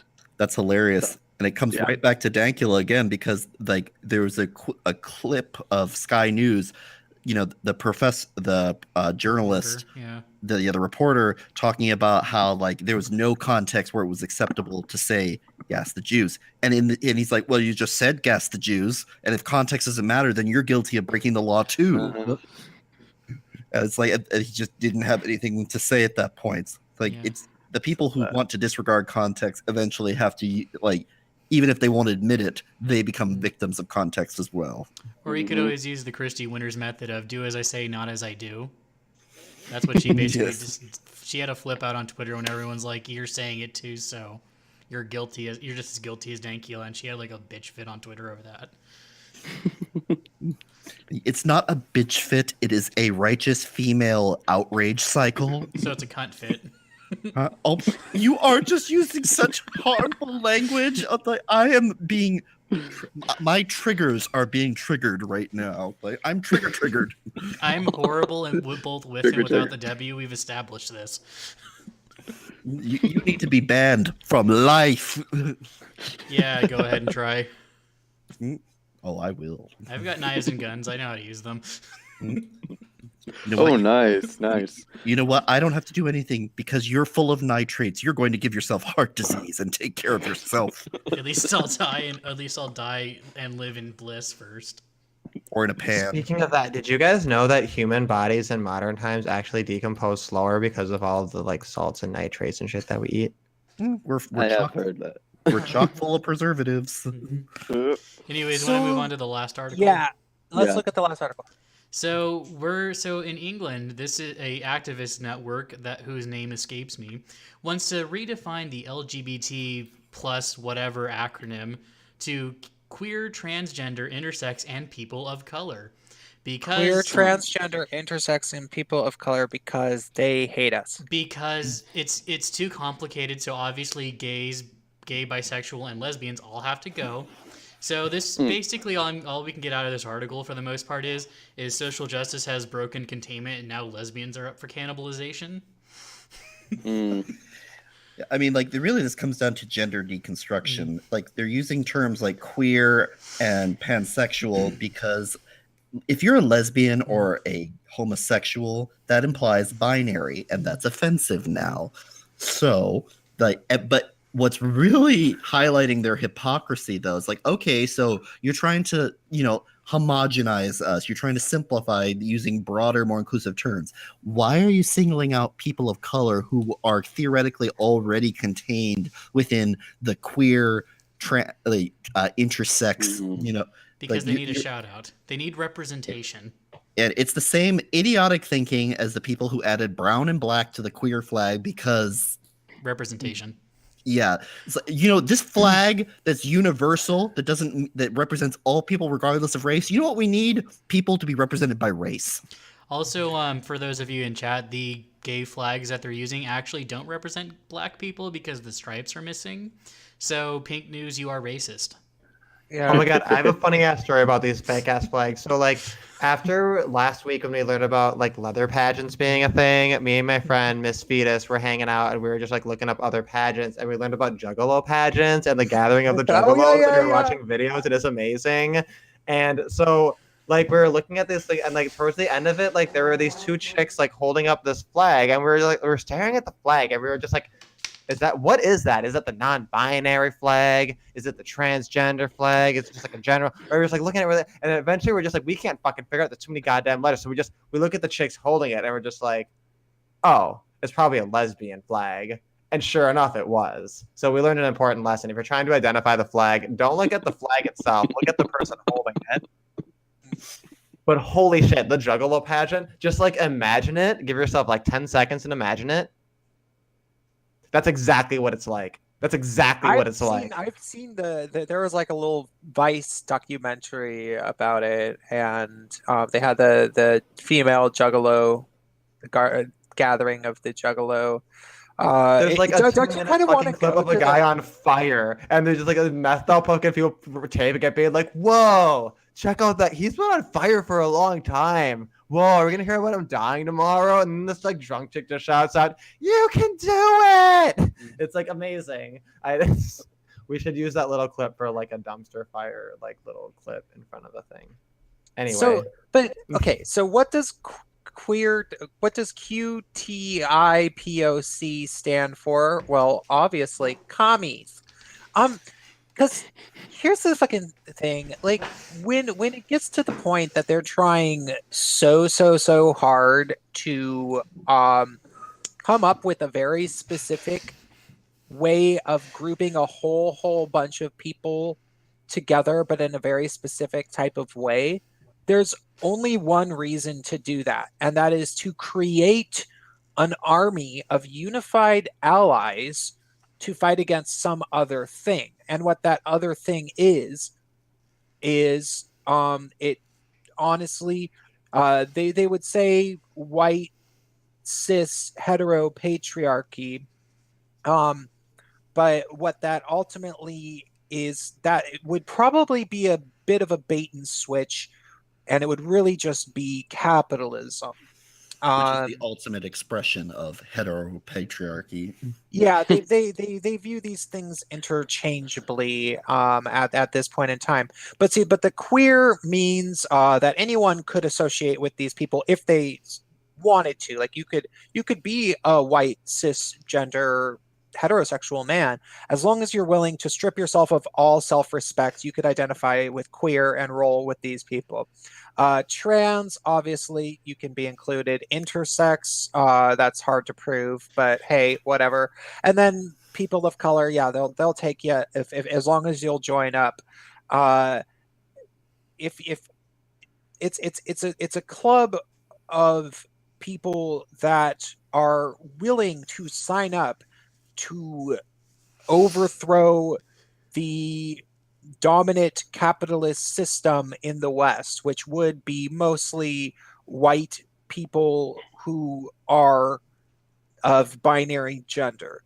And it's so obviously politically motivated. There's nothing, like there's no necessary reason why all of these people should be grouped together besides commonalities in political interests for the utopianist future that they all share.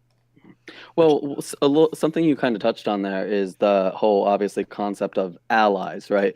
And what's interesting for me as someone who spent over a decade of their life as an LGBT activist and was involved even in a lot of stuff, a lot of events, I've noticed an evolution in regards to the term ally. How allies are treated, right? I mean, within the LGBT community, but also outside of it as well, where race and sex is concerned as well. I remember now. I feel like allies. It's about breaking the spirit and the will of an ally, right? And before it was about, okay, you support me, okay, you want to help, all right, that's great. We have other views where we disagree, okay, that's fine. Now that's not allowed. Like, I remember during the fight for marriage equality in my home state, I met someone who, honestly, for religious beliefs, they actually did see homosexuality as a sin, right? But they were in favor of same-sex marriage because for them, they acknowledge that marriage was now, we're looking at a government document, right? It's become governmental in our nation, and they believed in equal treatment under the law in regards to the system that's currently in place. So the thing is, I welcomed them as, okay, great. They still thought that homosexuality was innately sinful, but they were fighting for that equal representation under the law in regards to me as a gay man. So I didn't try to. I was like, okay, great. Nowadays that would be, oh no, we need to break you. You need to acknowledge that you have a hateful streak. You need to acknowledge this hateful part of you, and you need to atone for it. You need to then donate money, and I see that obviously with BLM, is that if you're white, you need to acknowledge that you're innately racist in some way. With feminist organizations, if you're a man, you need to acknowledge that you're innately sexist in some way, that you benefit from the patriarchy. Yeah, There's this breaking of will. the way that you were just describing having allies in the marriage equality activism, it almost gasp sounds like you were going by the dictionary definition of what an ally is, which is somebody who has a commonality in terms of a certain interest and unites around that commonality, but admits that that commonality in shared interest is the extent of their relationship. And whereas the intersectional version of ally, they don't want you to be their ally, they want you to be their bitch.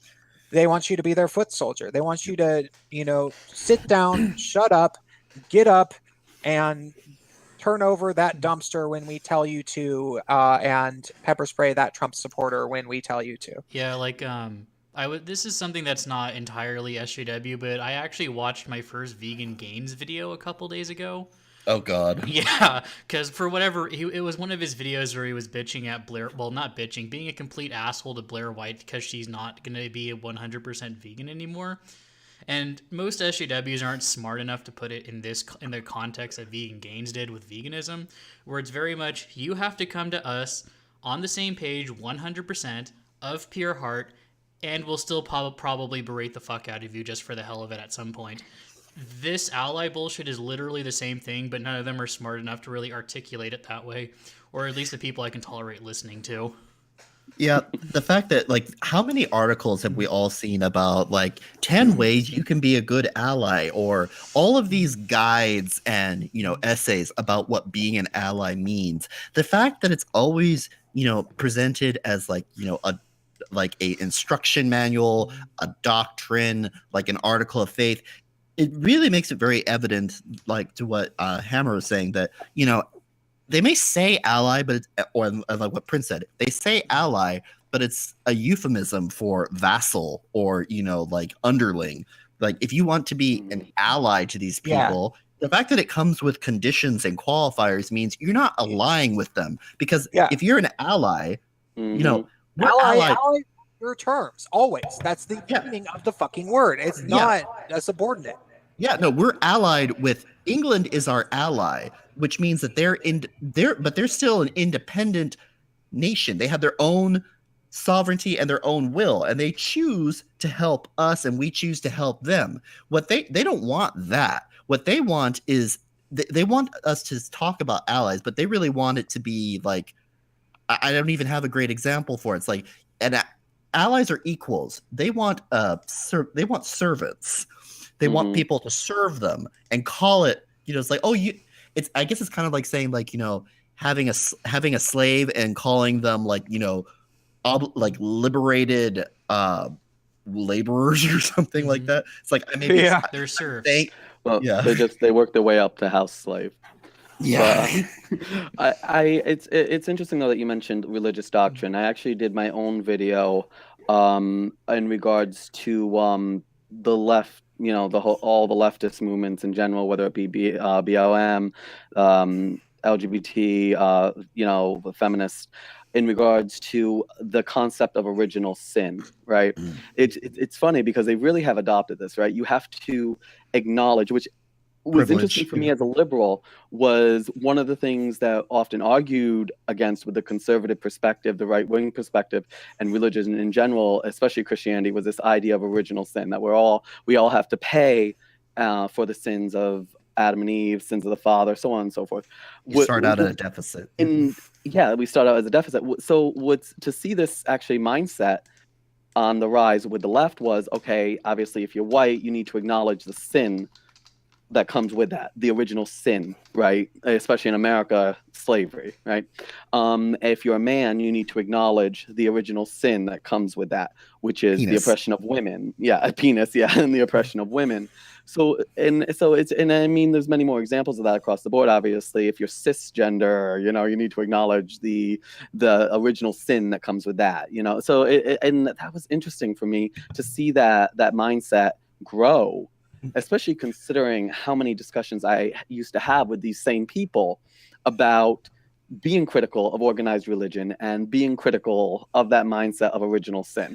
You just made me think of that, and I found that absolutely fascinating. I'm glad you mentioned it too, though, because I was thinking about that earlier when you were mentioning it, because it is a common parallel you see all the time. And I think that very often people who are like atheists and they reject Christianity, they impose an original sin onto other people. And part of it has to do with the way that threat narratives works. And it's also the way like psychological projection works, where you tend to accuse your enemy or your target of the thing that you're maybe guilty of, or you feel justified in doing that thing because you perceive yourself as retaliating. So that's why I think that feminists and everybody like uses original sin narratives.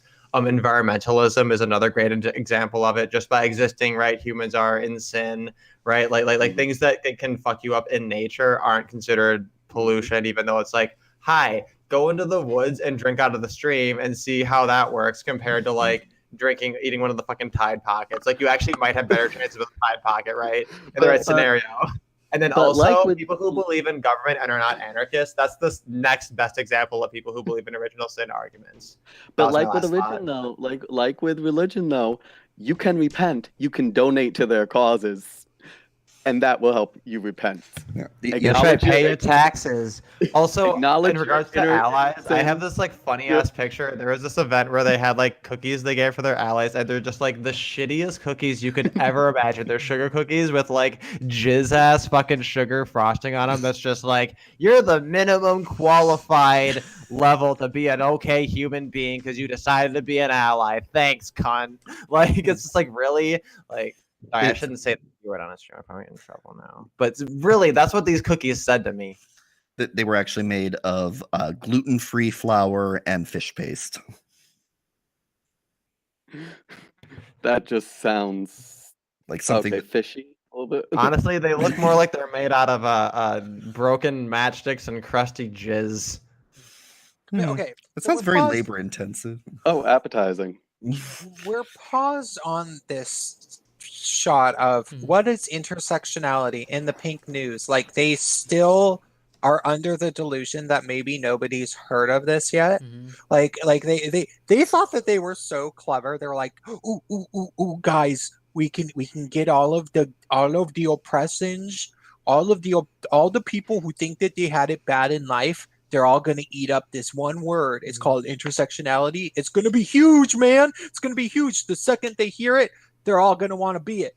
And then they're still trying to put it into pink news like it's this new thing that we didn't all fucking hear of it by 2015. And as soon as we learned about it, we were all immediately skeptical. We're like, sounds like it's supposed to be kind of cool, but I don't really think that it is.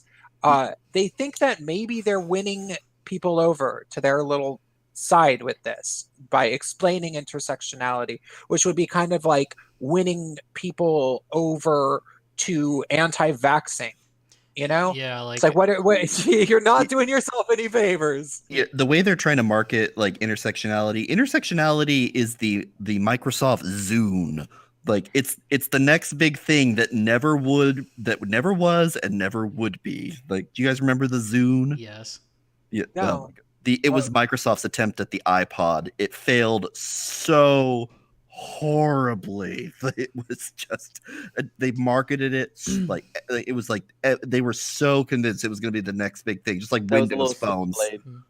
I call it the Switchblade phone. Yeah. Right. That was the one that was the Switchblade phone. I had one for a short period of time. You flipped it open. It was supposed to be like the little iPod, but also a phone. I don't remember, but yeah, it was just it was a spectacular failure that was supposed to be incredibly cool. I never actually saw one because no one bought any. Yeah.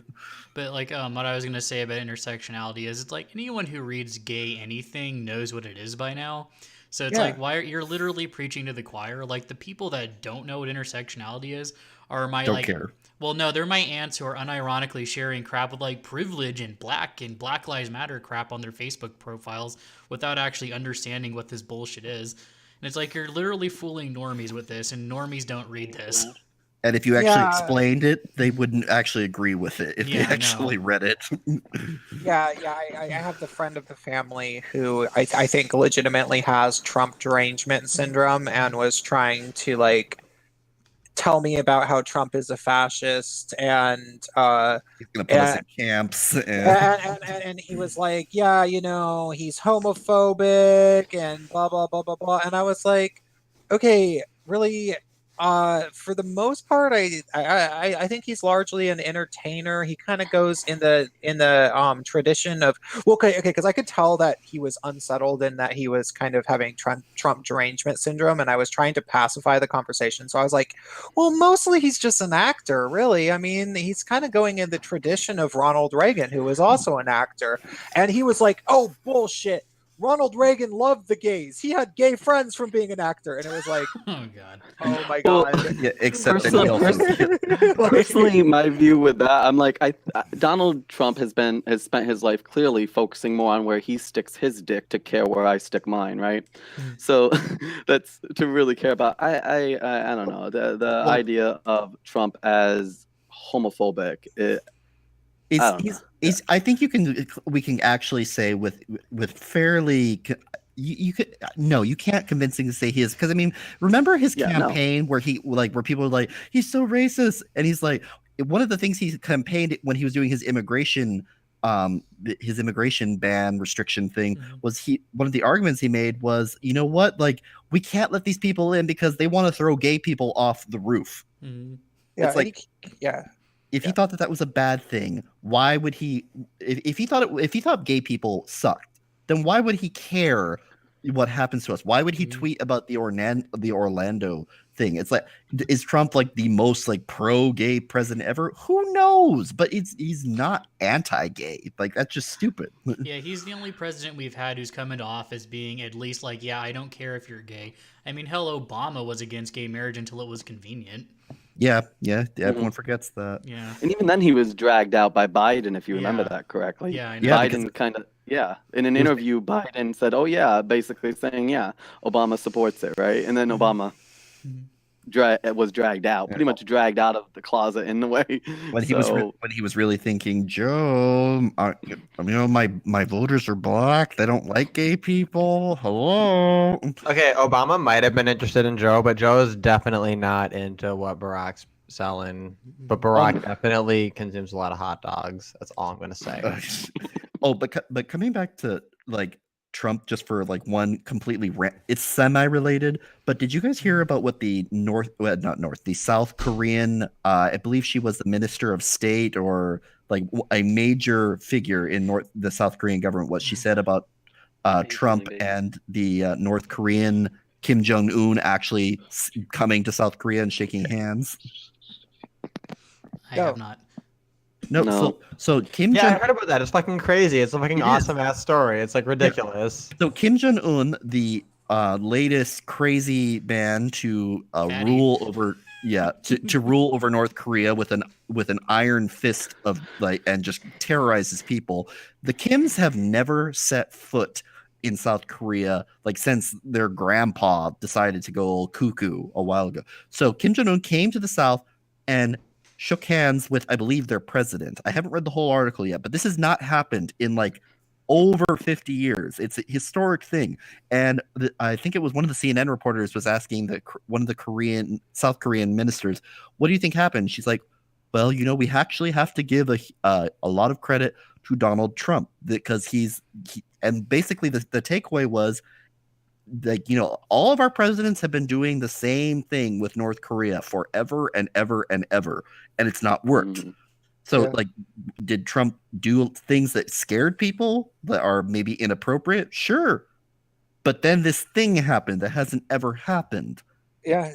I still don't like Trump, but it's worth talking about, like, you know what? That's historically relevant. Yeah, it's kind of a if you want to make an omelet, what do you got to do first sort of situation, maybe. Crack. I just want to say it's cool or whatever if we talk about this stuff or whatever, but if we don't get to Danielle Bergoli, I'm gonna be really upset. Okay, we will in a second.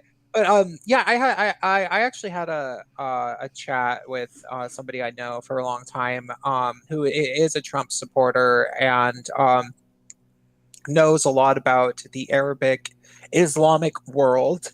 And one of the things that happened that's getting completely under discussed. I found this a very fascinating thing to talk about.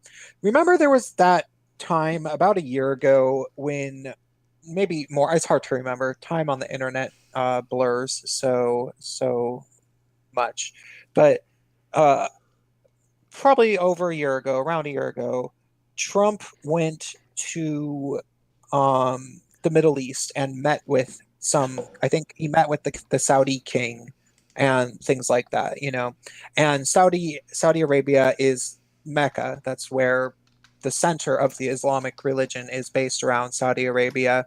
And it's a very strange place with very strange internal politics. The official rulings of the government is very oppressive, and women are not allowed outside of the house without male guardians, and blah blah blah blah blah. They can't drive cars, and blah blah blah. Actually, wait.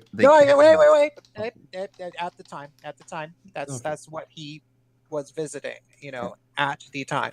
And he goes over there, and there was diplomatic meetings in the past, and Obama would always try to, Obama was very non-firm. Well, Trump goes over there and meets, and all these people were like, "Oh my God, see, Trump is just this greedy billionaire. Trump is blah blah blah blah blah, and he just wants to, line his own pockets with Saudi money." And then within 3 months or so of him meeting, then they decided to change a whole bunch of their rules around the freedoms of women. And the person I was talking to, and I speculated that, like, well, what if Trump went over there and said, "Hey, you guys, your country is not acceptable to the standards of the world. Like, you are, it's not, it's oppressive to women. It looks like a humanitarian crisis, and it's not good for you guys economically." Because actually, one of the weird things about Saudi Arabia is that there is a lot of wealthy people in Saudi Arabia, and young women end up becoming educated in foreign countries. So that they'll fly off to the United States or something, get like graduate level degrees, and then fly back to Saudi Arabia because in some arranged marriage or something, and then they can't leave the fucking house to work a job. And so they have this like very bizarre economy that like doesn't really work very well. And these women could theoretically be doing things that actually matter. And there's a possibility that Trump just went and said, like, "You know what? Fuck you guys. We're sick of your shit." And then they changed.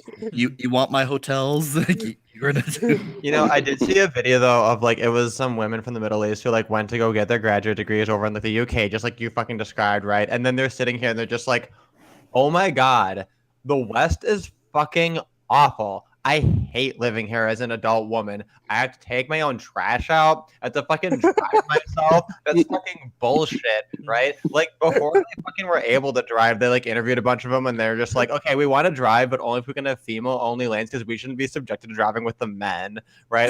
And then the other half of them were just fucking Karen told me, and then the other people were just like fucking.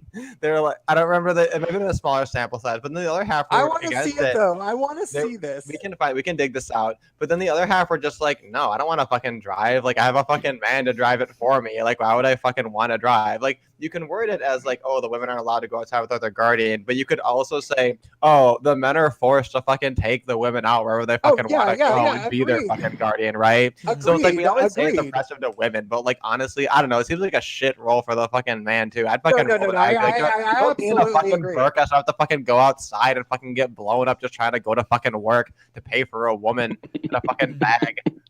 Like, fuck that noise. Like, the fucking Middle Eastern men are so oppressed. Shit. Like, I don't.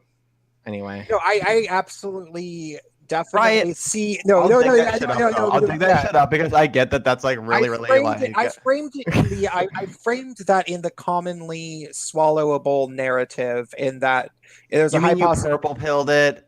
Yes. Or maybe you sugar coated the red pill. You pink pilled it. yeah, something like that. But the operative notion I was just getting at is that like there's a high possibility that like Trump just went over there and said, "Okay, y'all's society is fucking stupid, and I'm sick of it. And Obama was a fucking pussy, but I'm not. So if you guys don't shape up or ship out, you're off the gravy train."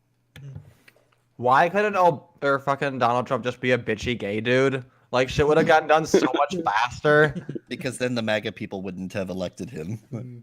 No one wants. Like, he'd have shitstorms on Twitter, and people would just be like, "I don't know what to do about this. Like, do we tell him he can't? But like, he's gay. Like, he can do that, right?" Like, they wouldn't know what to do.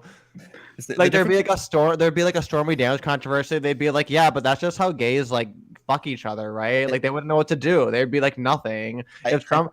He's being persecuted because he's a straight male. It's not fair.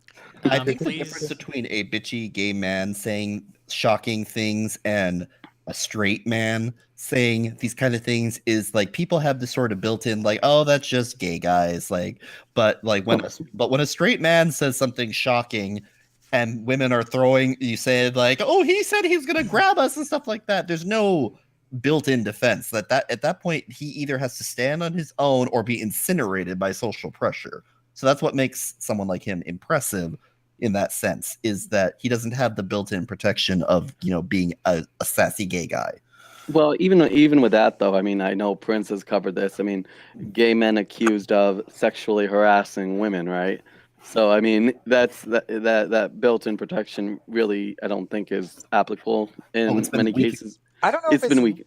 accused. I think it's more of rumored because nobody's Yeah. ever been named for actually having done this. Like ever, there was never like this gay man gropes women. I'm going to name him. And it was a repeated pattern with this one guy. He was known to know that. No, So just I've like, seen a like number all, of I've seen a number of feminists, especially, go on about it, which is absolutely amusing. like all feminist crimes, it's rumored. But there's Mhm. no proof. Like, like all the people that are complaining about threatening messages, but they never show them. It's like, yeah, it's great. Like this thing that you're talking about. That's terrible. Can you prove it? Oh, I think listen and like believe. right. That's what it is though. Like the craziest example though involving Trump though was like there was this woman who was one of the accusers and like Gloria Allred's the lawyer, which is like, hi, red flag. I'm not sure Gloria Allred has ever represented a client who wasn't like a bullshit fucking false accuser. Like I'm not sure. Not a single one I wouldn't like. I would not sure. But this one, there's a point where she's like giving this press conference and she's like looking at the camera and then she like kind of looks over at Gloria Allred and kind of looks back before finishing her statement where she's like, I thought this would just all go away after I just like I didn't realize you were gonna like sue me for it. Because like Donald Trump did what you're supposed to do in that situation if you're innocent, which is usually like you deny it very strongly and you say fuck you for fucking slandering me. I love how Because, denial. duh. I love how when people deny it, now they present it as evidence of guilt. Well, and that's the thing though is that this woman like she totally acted as though like she was like totally bewildered by the fact that it was challenged and like the fact that she was being accused and she was like, I can't believe I'm being charged this way. I thought it would just go away. And like the way that I read it is she's not talking to the camera like we're supposed to believe. She's talking to Gloria Allred. And keep that in mind when you think about the Bill Cosby shit. Like it's so sketch. Derek, say exactly what happened. This woman accused Trump of some sort of sexual assault. He denied it, and then is she gonna have charges pressed against her? I actually don't know how it developed because it kind of just disappeared. But that was how it went, was that originally there were allegations and he was like, I'm going to sue you for defamation for saying that. And then like everything kind of just like fucked off and disappeared. But I just remember this dramatic press conference with this woman and like Gloria Allred is right next to her on the right hand side and there's just this like she's talking to the press but there's a point where like as she's explaining she's looking over at Gloria Allred and then looking back and like she has I forgot her exact words but it was almost chilling where she's like I didn't realize you would accuse me. I thought this would all go away. And it was almost as though like I'm sorry if this is conspiratorial. I get it, it's conjecture, so there's your warning. But it's almost as though she's been, set up to do this. And they kind of reassured her, oh, don't worry. Like, you just make these accusations. They'll give you hush money. They'll shut you the fuck up. But Trump was like, no, fuck you, bitch. Like, I didn't fucking do it. You can't fucking prove shit. You're a fucking defamationist fucking whore. Like, I'll fucking call you whatever the fuck I want to call you, right? And she's like, what the fuck, Gloria Allred? Like, you didn't say this part of the fucking deal. Like, Gloria Allred's just like shuffling her feet, like, oh yeah, it's whatever. It's fuck ever. Like, I was listening to Larry fucking Elder. Larry Elder had Gloria Allred on today, right? Talking to her as though she's like a normal human being and not like a fucking dark demon from like this parallel universe. I was like shocked. I was like, how are you exchanging voices with her and not like just like I can't do it? Shit. But like, God, Larry. Anyway, I could go on a whole rant. I shouldn't. I should just. Sorry, I don't want to get out of control here. But, okay, yeah. That's maybe for another show because I don't even know about this, but I quite like it when you start ranting like this. I actually find it very entertaining personally. But speaking of the whole Saudi Arabia thing, that's one thing that Allison, when we get her on here one day, then she would definitely be able to speak to. Okay, so but we are going to move towards the section where we get to talk about the liberal hammer because Oh snap. we didn't actually get to do that. And I want to hear about what's going on in his life in general. And I wanted to ask him a little bit more about We were talking something about masculinity and femininity as an individual and how you used to be. I don't remember what it was, but do you remember what it was? Something about Well, you though. I used to have a very twinky look in comparison to what I have now. Actually, I can send just a couple pics. I don't mind putting them up on screen, but it's just from my past. And I also used to do a lot of events. I actually once went for a Halloween party as like a gothic fairy, right? And one of my friends liked this, and I did some modeling with that look. Um, but regardless, yeah, I had glitter jeans, I had a glitter belt, I actually had I don't know if anyone remembers Jeffree Star, really. Oh God. Yeah, I I remember. actually yeah, I actually had one of his hoodies, which had like lollipops and all that stuff on it. So I went through a lot of different looks, a lot of different transitions of my own. Just finding out who I was. It's interesting because that does play a little bit to my past. Growing up very country in a conservative environment, I felt like part of it was also a rejection of that. And I remember when I was in college, after just coming out, I had a discussion with a professor, and she said that she noticed a common theme with a lot of gay men was that they'd first come out and it was like blowing the door off the closet, right?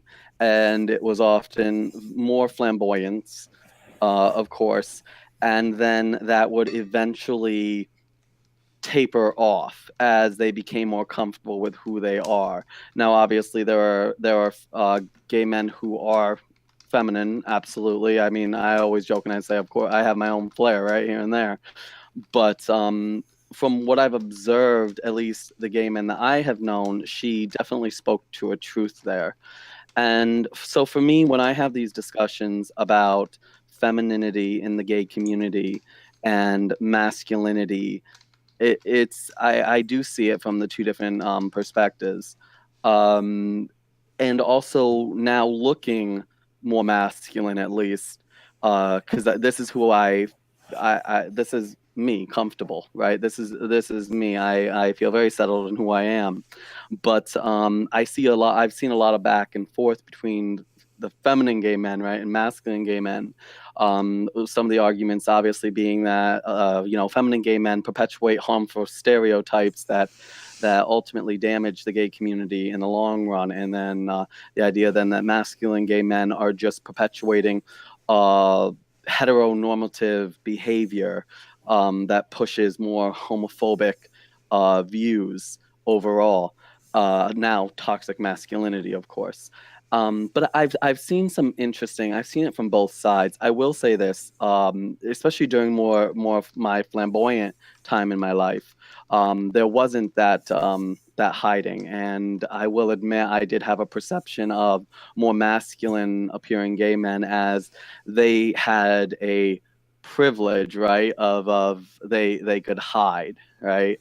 I was like, me, I always felt like, the feminine gay men had to, develop a thicker skin because naturally feminine gay men, they're just out there, Yeah. they're just targets. So they have to develop that thicker skin.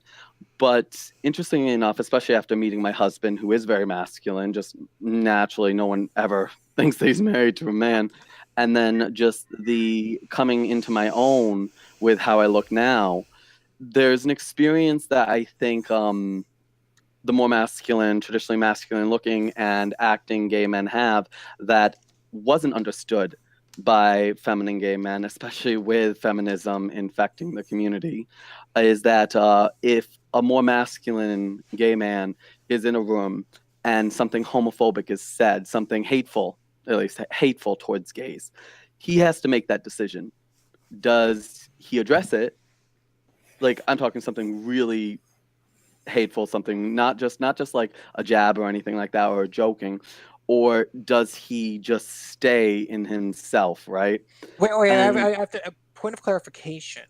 are you referring to an instance in which there's a room full of people that are presumably straight, except for one masculine gay man who nobody, not everybody in the room necessarily realizes is a homosexual, and one of the straight people says something about how they want to gas the fags.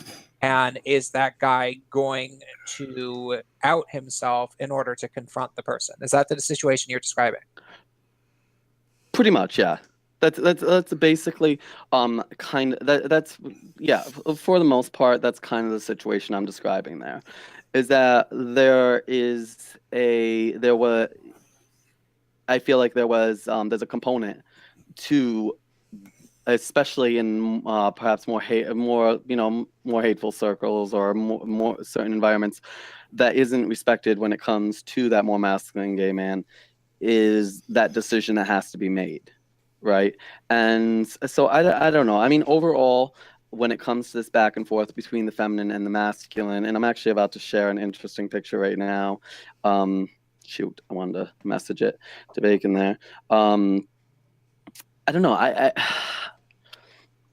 honestly, to go back to Prince and your focus that you do have on feminism and how it's impacted the gay community, I feel a lot of the problems, the root cause is definitely there. Because as I've told Prince, I once actually identified as a feminist.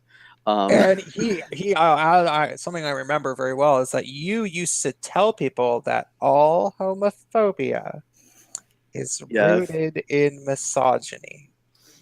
Yep. All homophobia is rooted in misogyny. Yes, because how obviously that where that narrative comes from is that especially the feminine gay men or the bottoms, right, are hated by heterosexual men because they're being penetrated by men, so they're being viewed as women. Yeah, And because they're kind of girly. yeah, and I remember one of my responses to that was I used to go on a rant about how I hated the question, who's the man and who's the woman. Uh-huh.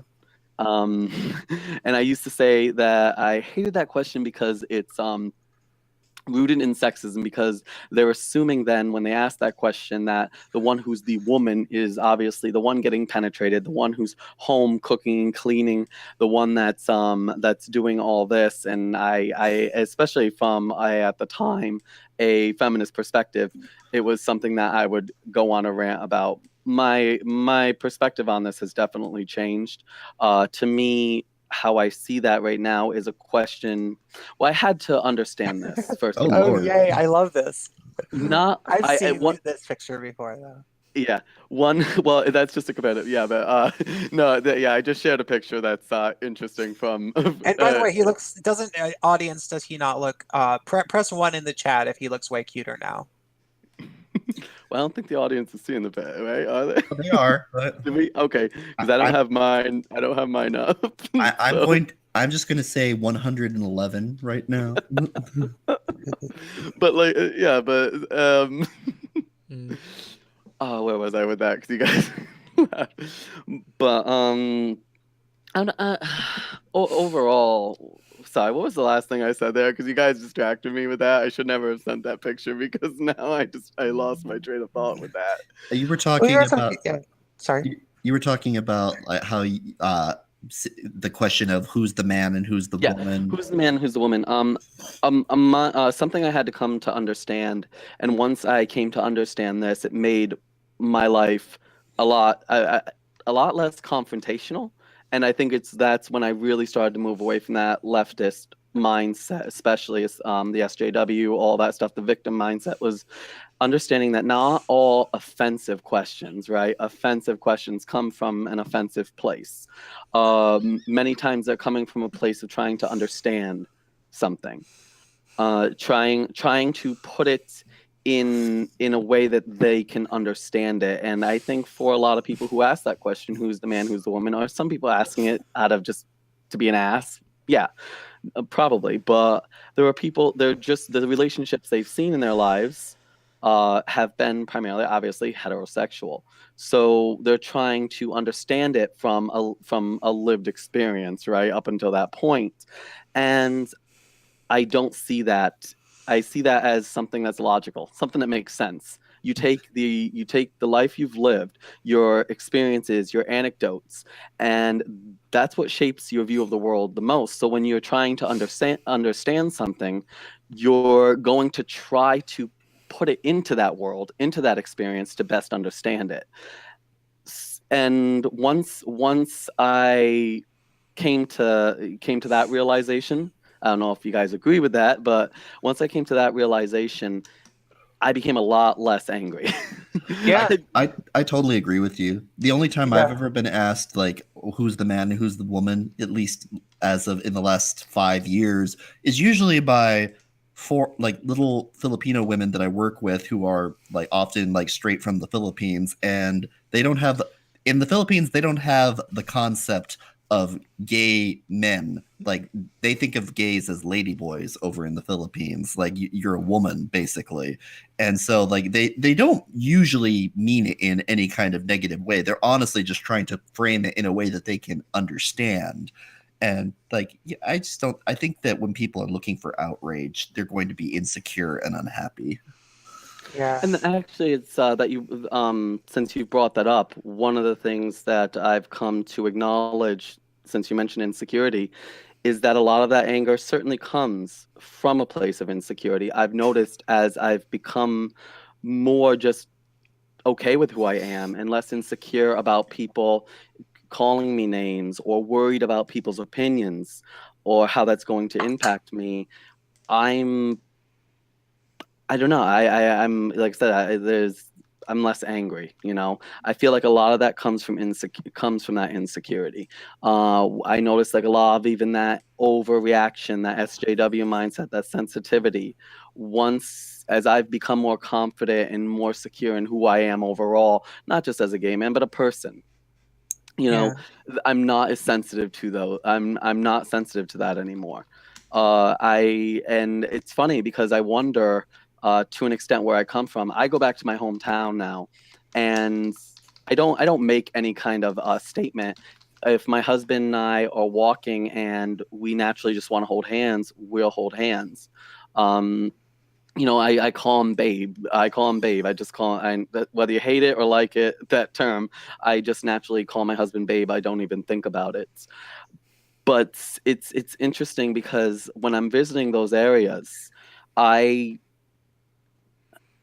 I don't even think about it anymore, but I used to. And how I'd respond to it in the past was if I wanted to make a statement, I'd emphasize things. Or if I wanted to hide, I'd feel very scared. And now I am just more myself. And to that effect, actually, my husband and I went and got our hunting certifications recently. And we went out back to where I'm originally from. And that was it was interesting because I just naturally referred to my husband, and there was no reaction whatsoever to it. And Because I it was think, natural. yeah, well, another thing that's interesting though is I feel, especially on the left, this unwillingness to acknowledge progress. They talk about progress, but I feel like they're facing this conundrum, right?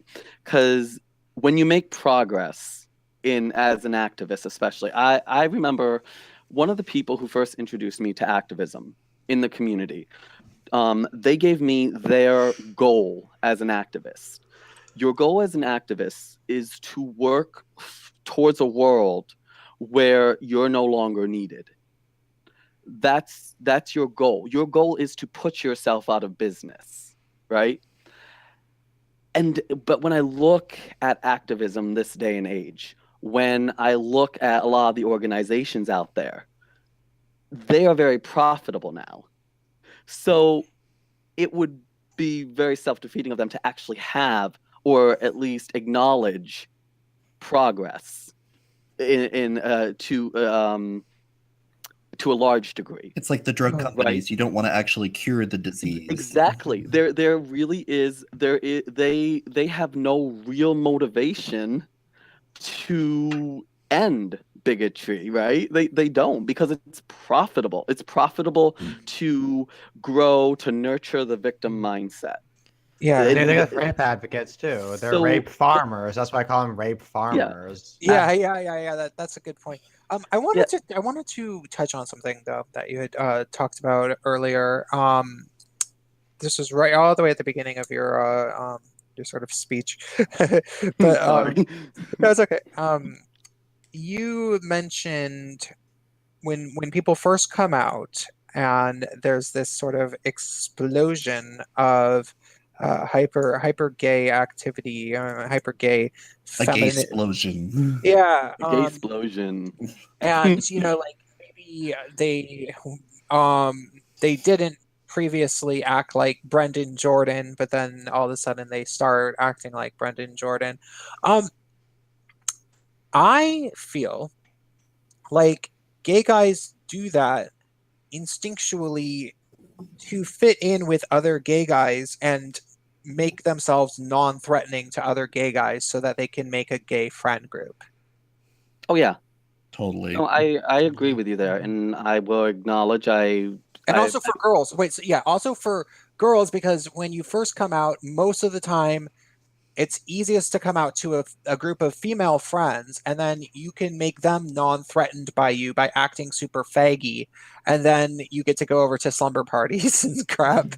Also, girls aren't very interested in masculine gay men. Actually, it's funny that you mentioned that, Prince, because when I was in high school, my senior year is when I started coming out to some people, but I wasn't fully out. I will admit I was one of those cases, even though I knew I was strictly dickly, as my sister and I will say. I came out, I was one of those buy now, gay later, right? The stepping stones. But it was interesting because one of my good friends, she wanted me to go to a sleepover at her house. And her father only allowed girls to it, but she's like, Dad, he's gay. And her dad was like, okay, that's fine. All right. So I got to go to the sleepover. Now, mind you, after her father left, boys were snuck into the house anyways. But it's funny that you mentioned that, specifically the sleepovers, because that actually was something that I experienced in the process of coming out. Was my one friend using that? Hey, you come were to the sanctioned. sleepover.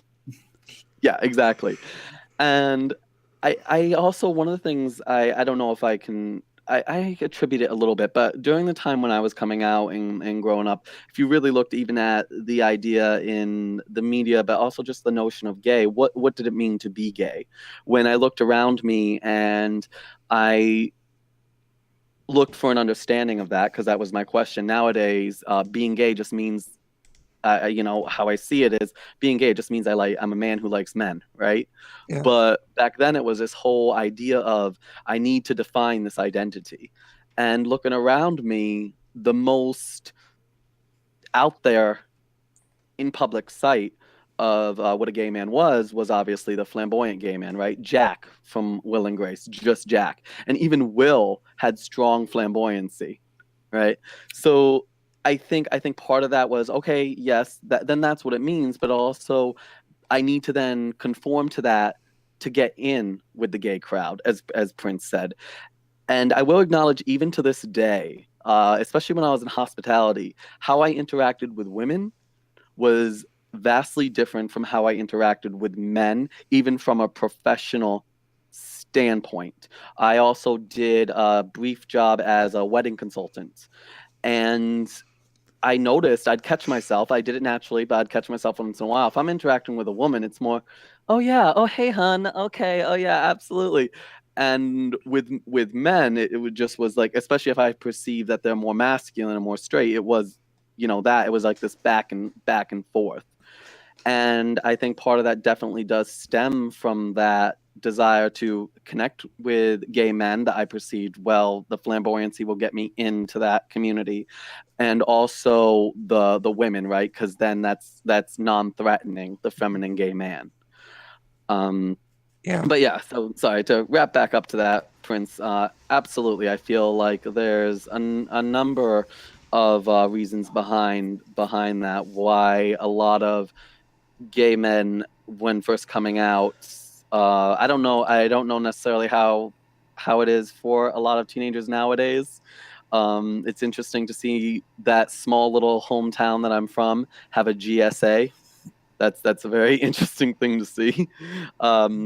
But from the perspective that I had back then, the flamboyancy helped me find that niche in the community.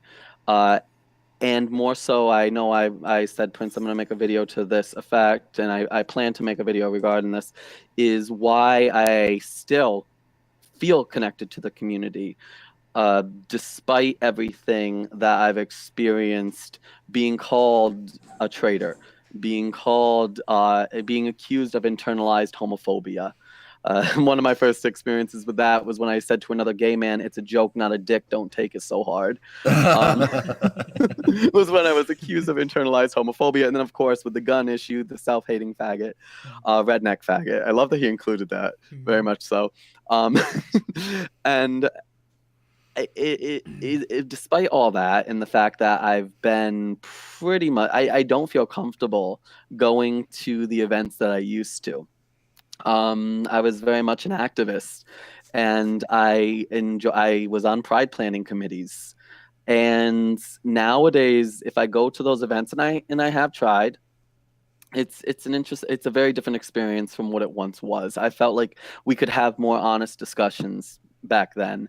Now it's walking on eggshells, and it's acknowledging the privileges that you do have in your life.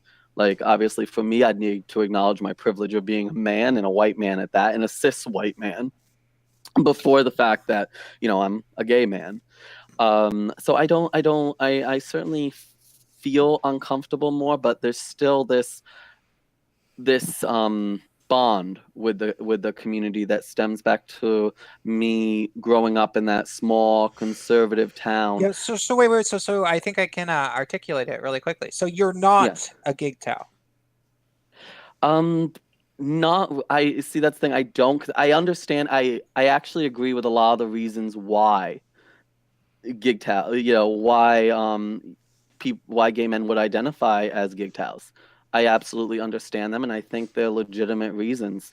It's just my experience in the community has made it difficult for me. It's kind of like when you don't want to commit.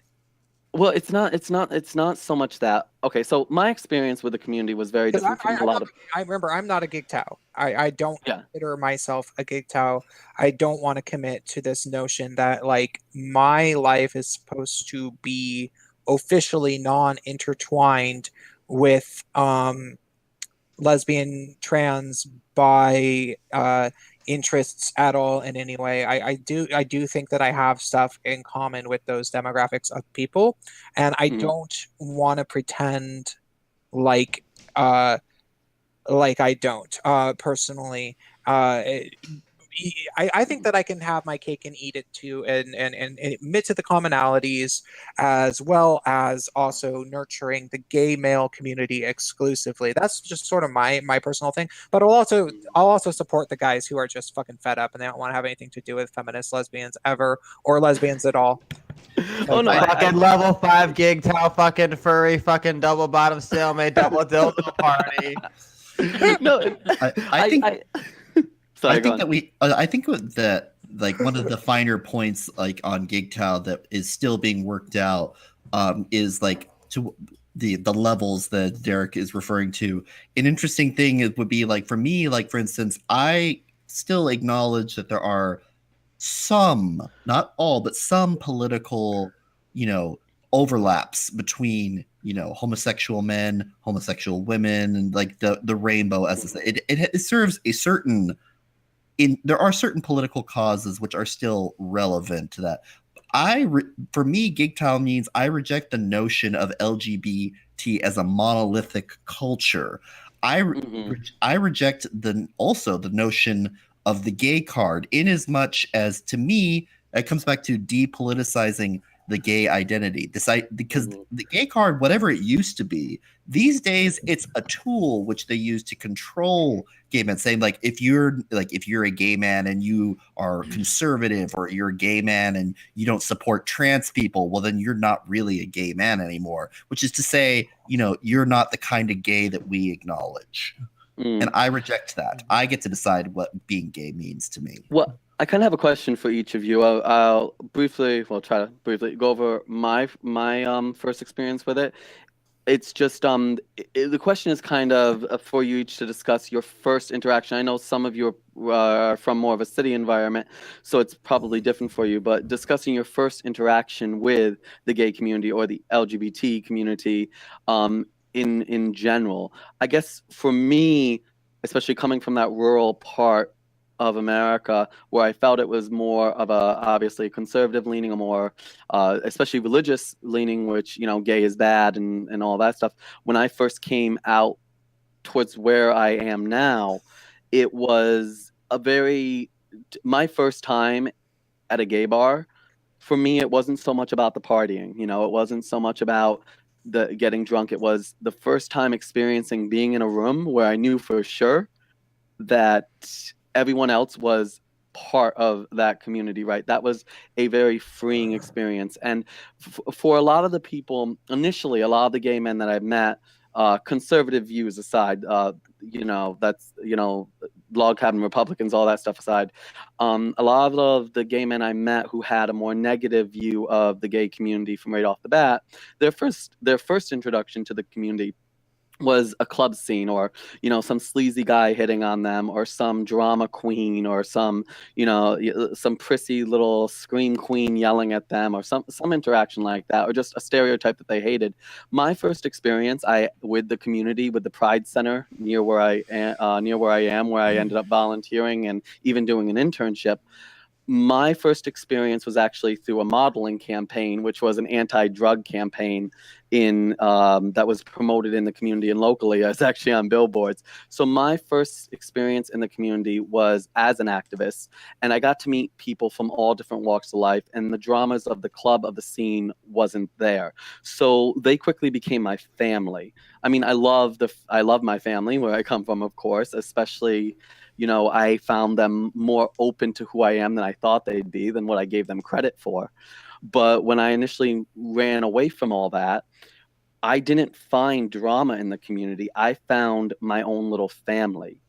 And I mean family in the sense that some of the people I met I consider as close to me as I would a brother or sister, especially the activists, some of those initial activists. The current activists, trust me, I would say we're the cousins that can't stand each other pretty much. But that initial introduction was one of welcoming, of security, of feeling safe.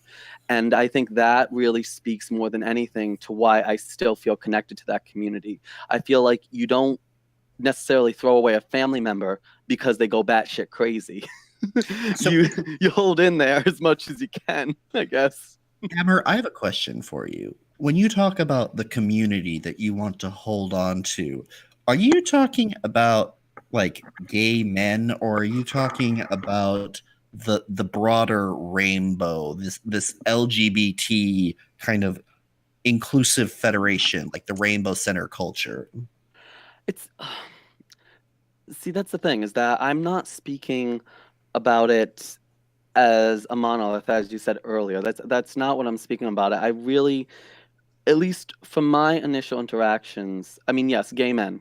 Yes, Okay. that connection to that, to that is very strong for me, obviously. But in general, I remember having discussions with that full spectrum that wasn't about just focusing on the identity, but we could discuss anything, and there wasn't necessarily this requirement to fall in line with this. Even terminology has changed so much from when I first became an activist. In regards to the trans community, for example, I see a lot of now the phrase used is the what is it now, the sex or the gender you were assigned at birth, right? You were assigned at birth. That's the phrasing I see all the time. I remember as an activist and being connected with those movements initially, that the phrasing was the gender you were born was the phrasing that was used. So even terminology has changed a great deal. So I guess perhaps I'm still connected to a community. Some people would probably argue with me that what I'm connected to, what I'm holding on to, doesn't exist anymore. Right? I will say, like, from what you're describing, I think you're holding on to nostalgia. I would argue that those people that you had these great conversations with, that was an awesome community. It's dead now. And that's some of the arguments that I definitely have gotten. Wait, I have a interesting sort of a parallel to something that happened. So when I came out at the alternative high school in the Seattle Public School District, right? And the thing is, this was in the late 90s, and so it was during the time in which teenagers were first really starting to come out. Like that hadn't really been a very common thing. I guess maybe in the 80s it did sort of happen, but I think it was a lot more rare. But in the 90s it was quite common. Like I think every school had their little official queer group. But what ended up sort of happening is that like every LGBT, I don't think there was really any. No, there was one trans, female to male person who ended up coming out as trans, but I think after I was gone, um, everybody in my school ended up, or every queer person in the entire school district ended up coming to the alternative high school that I was at, right? So I came out freshman year and we decided to have a queer group. And then we all sit around being the queer group and it's like, wait, what do we talk about? Nobody cares that we're queer at this school. And we realized that there was no purpose to even have a group anymore. And so then we sort of stopped meeting. And it wasn't because we hated each other necessarily, but we stopped meeting. And maybe like we wanted to have a reason to have community, but it turned out we didn't really have that much in common ultimately. And I wonder if like sort of the same thing is kind of going on overall, just with the general LGBT community. Like, had we all been at a different high school where it was like where we were being discriminated against, then we would have a purpose, like, oh man, the outside world sucks, and except for we can talk about being queer here. Except for we realized we could talk about it anywhere at our high school. We could talk about it with our straight friends at our high school. They didn't care. Or you could do what some of the BLM activists are doing, like where they like it's where you could like start shoving each other into lockers and claiming that they were like hate crimes so that people would pay attention to the club, like with the whole fake banana thing in front of the black fraternity. Well, I mean, I do agree with you, Prince, to a great deal. Is a matter of necessity, and that's kind of why I was interested in each of you discussing where you come from in regards to your introduction to whether it be the whole LGBT community in general or the gay community. Because where I was from, I think there was that feeling from me internally for that need for community. One quick thing I want to discuss, and I definitely want to get each of your perspectives on that. Was one of the only really openly gay kid I knew when I was in high school. One semester, I remember he was beaten so bad in the locker room that the school's response was to put him in a girls' gym class. Oh my God. That was the school's response. Now, a lot of people would say, oh, that's just, I know some people, especially critical, would say I'm grandstanding or just exaggerating, but it's an anecdote, absolutely, but it's something that I saw. And I think that also contributed to my desire for that community, for that security. And like I said, so when I consider my raising and why that community was strong, was a necessity. It felt like a necessity for me. I guess that's to go back to what I say. I feel like a lot of the gays I met who were critical of their community, they grew up with it not being an issue. So they were able to have that criticism of it. To me, criticizing the community meant damaging the community, Yeah, and I didn't want that. I can definitely see that perspective, and I actually agree with that in terms of moving forward in the future. That's one of my reasons for not wanting to declare myself full-blown gig tao, which is that, I do very vividly remember moving to New York City in the year 2000 and having it be, a novelty that I was a gay guy to everybody in the dorms. Like all everybody wanted to be friends with me and everything. And then slowly, as the years went by in the Bush administration, gay men became like the easy uh, whipping, but just culturally it just became super super easy to pick on gay men and talk trash about them, and nobody really wanted to like have novelty gay male friends anymore. And it was like, whoa, that's weird. And then like around when Bush got reelected, I found some cool gay bars to hang out at where there was a lot of lesbian, gay, and even a few um, female to male trans people. I don't think I really knew any male to female trans people at that time.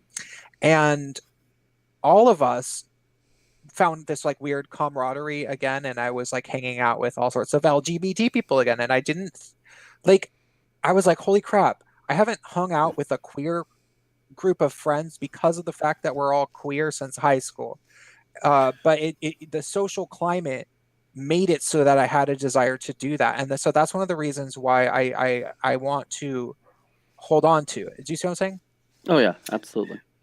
I was closeted growing up, deeply religious, and even though I was still hooking up with guys on Craigslist, somehow I was able to rationalize that I was somehow, I was thinking I was straight, and so when I would hook up with a guy, I would beat myself up and drink about it afterwards.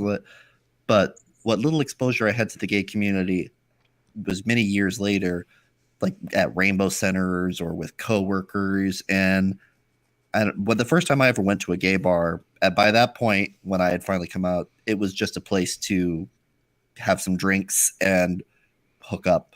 Like, I've never had any kinship with lesbians, to be honest. I've had a couple lesbian friends, but they were just interesting people.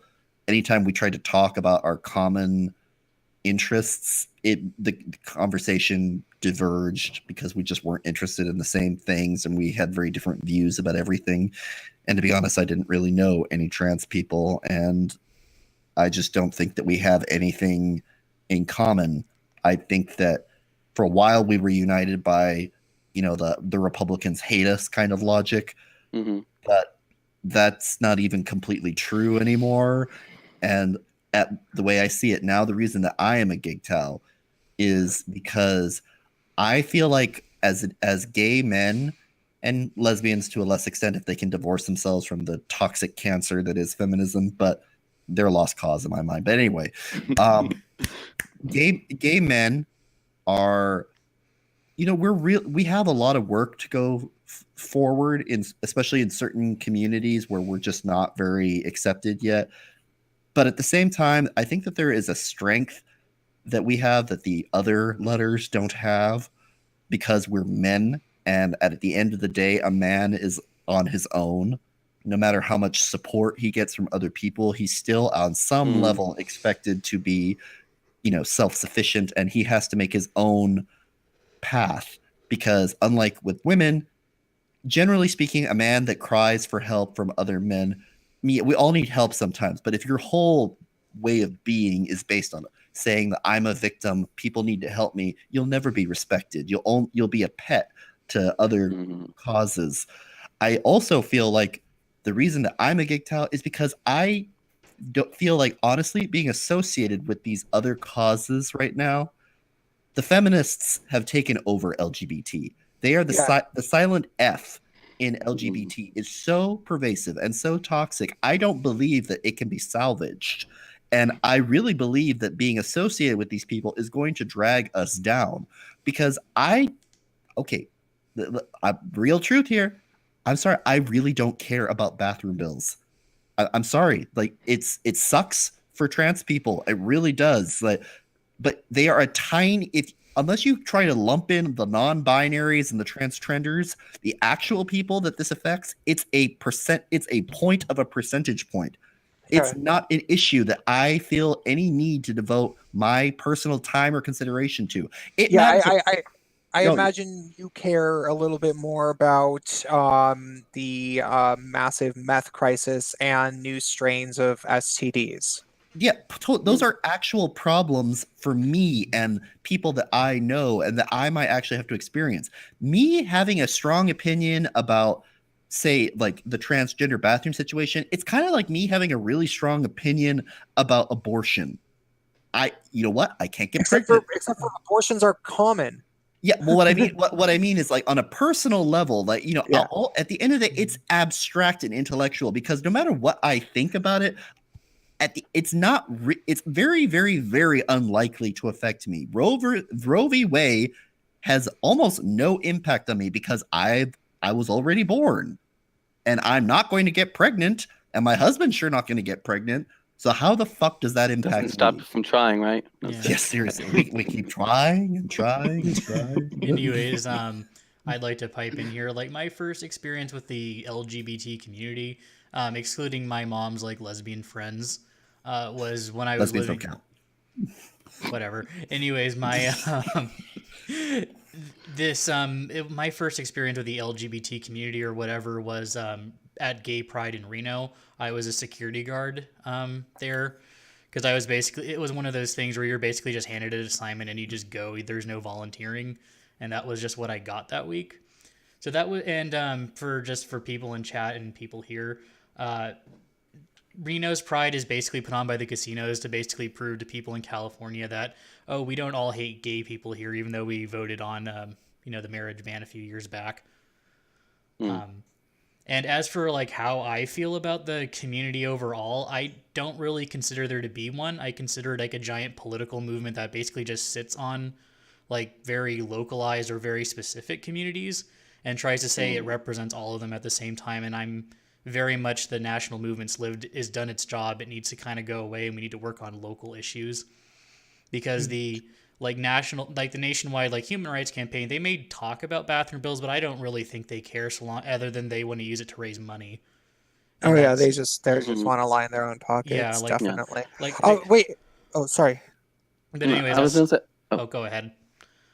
Well, I just wanted to quickly mention to me, an irony of the whole bathroom bills, right, is I don't associate those even with the trans community, the root source cause of it. Interesting enough, that I lay very much at the feet of the trans trenders, the non-binary, and because most trans people I know, at least trans people, let's face it, trans people have been using the bathrooms that they identify with for a very long time. Trans people in general, like our friend Melissa Carley, I wouldn't really think twice. I mean, might I have a thought, if I saw her entering a women's bathroom? No. Blair White, for example, real trans people, they didn't bring that forward. What happened at least from my perspective and how I view this, is you had the non-binary crowd, the ones who, I feel more like a man this day, so maybe I should use the men's room, and I feel more like a woman this day, so I should use the women's restroom or locker room or whatever. They brought this on. That's how I look at it. I don't know how you guys feel about that personally. It's just that's my view on that. Is I honestly don't put bathroom bills as at the feet of the actual trans community. I put it at the non-binary and the gender fluid and all that crap. Totally. Like But when, we still get associated with it, rightly or wrongly. like Sorry, in one of the go ahead. Oh no, I was actually I felt like you didn't finish your thought, and I had a question for you, but then I forgot it, and so I want you to go back, Bacon, Okay, I because you were have. sort of Oh, talking still. yeah, I have a little bit of a ramble on that, on like the whole real issues thing and the bathroom bills. Like, I think it was one of the times I responded to Riley. I can't remember because I usually get drunk through either editing or doing those, which is why I mostly stopped. But anyways, it was like the issues with like the whole bathroom bills that Riley was bitching about was like, oh, but some states don't let you change your birth certificate's gender or whatever. And I'm like, well, that's an actual issue, but you don't really give a shit because, well, that would be a real problem and you don't want to fix that. And I'm like, so why are you even, you're just bringing it up for the sake of bringing it up. You're not actually going to like go to like Tennessee or wherever and be like, you need to change this law because reasons. It'll just be a bitch fit on Twitter and that's about all you're going to get. I just want to say, since like we brought up the transgender bathroom thing, like it's a men's issue. It's not a trans issue. I get that it's the transgender bathroom thing, but really, if you think about it and look about any of the rhetoric surrounding it, all of the complaints are always about, it's always about trans women being in the men's bathroom, right? Or it's always about men who are trying to be women going and touching the little girls, but it's never the other way around in either of those situations, right? They're never complaining about their boys being victimized or the other situation, right? Like across the board, that's all I've ever seen. Like I'm open to seeing the counterexample, but it's totally just anti-bio male across the board. Agreed. It's always about the man sneaking into the women's bathroom. Like that's the only concern that we ever hear about. Well, there was the one lesbian that got arrested for looking like a dude and not having ID, and I remember. Yeah. Oh, but I bet okay. Oh yeah. but I bet she did that on purpose. Like I bet she knew they were checking IDs at the one place and she showed up without an ID because reasons, like she wanted to get on the news. Like I bet. Oh, That- Wasn't that like like the a guys at McDonald's or Starbucks. something? I thought that was like a McDonald's she did that in, and she probably made a scene, and they probably called the police for that reason, not because she was a woman, a man-looking woman in the bathroom. Well, no, I think that well, it could have been a different thing. I think that it was at like a club or something. Hmm. I don't really remember. But you know, Katz was you were talking about this notion of there's actual issues that affect gay men and the alphabet soup is really just keeping us down from achieving anything at this point and also we're paying the bills for it in general like in any actual donations coming from citizens is generally coming from wealthy gay men because wealthy gay men overall probably earn the majority of my because a there's more of them. B I do believe the average gay man earns more than the average lesbian. So there's the urge to separate for the efficiency for the community. It kind of makes me think, okay, so I see both sides of the argument in the way that I totally see what Katz is saying, but I also can relate to what Hammer is saying, and in that I have fond memories of having unity and having something. And what it kind of reminds me of is the very first episode of our show where Katz and um, Spacepan were debating about circumcision, and Oh my. Spacepan's argument is his stance is so he would say radical, um, which is that he believes that doctors who perform circumcision should get the death penalty. And um, one of the conclusions that I've kind of come to, and I don't know if I said so on the show or if it took me a little while to process this, is that people with I mean, and this is something that's said about like radical activism and putting forth radical philosophies out there in general. It's necessary for progress because without the person that's willing to just go way out there, um, people aren't willing to explore into new territory. And so you know, Spaceman can sit there and say, yeah, doctors should actually get the death penalty for doing this. And maybe that's never going to happen, and maybe that's good and everything. But the fact that if doctors knew that there were maybe a significant amount of people that felt that way, maybe they'd start to think twice about doing it. And I think it might be the same exact thing with the LGBT community. If LGBT people, or people within the fucking whatever, like even just enough gay men started to realize that there's a growing mass of gay men who are just boycotting, who are just fucking over it, and they do not care. They're like, no, I can't care anymore about transgender women of color being murdered or whatever you want me to care about this week. I just don't care. And it doesn't matter to me, and I don't have to. If they heard that enough time, then maybe compromises can be met. And I think that that's just a valid sort of thing to ponder. I guess the question is like, I'm still left hearing you say that. I think it's true, but I'm still left with the question of why. What value is it? Well, I mean, I would say do it just purely out of spite, but that's just me. I mean, I guess like, and maybe this sounds like gay nationalist or something, like, but like the more I look into this, like, I'm sorry, like the other letters are not pulling their weight, and I'm not even just talking about financial. Like, as much as they bitch and moan and kick, like at this point, like they're just holding us back. And I will say, to go back to, actually, there was Wait, a wait, wait, wait, comment. wait, wait. Oh, Hold sorry. on. I want to ask for some clarification. Holding us back from what? I don't understand. Like, I just don't understand what we're even trying to accomplish anymore as far as LGBTness. Like, no one, we're like, we've just devolved into like intellectual navel gazing. And, what is the goal of LGBT at this point? Oh, okay. I can say what maybe it would be to me, because I have some very fond memories of. I think back to New York City, circa 2005, Mhm. right? A year after George W. Bush was reelected. People were bummed out for a little minute, but then everybody kind of realized, okay, crap, America isn't actually PC. We went to war. Everybody called people, Eminem called he didn't even call people faggots. Eminem made some supposedly anti-gay remarks. Everybody made a big fuss.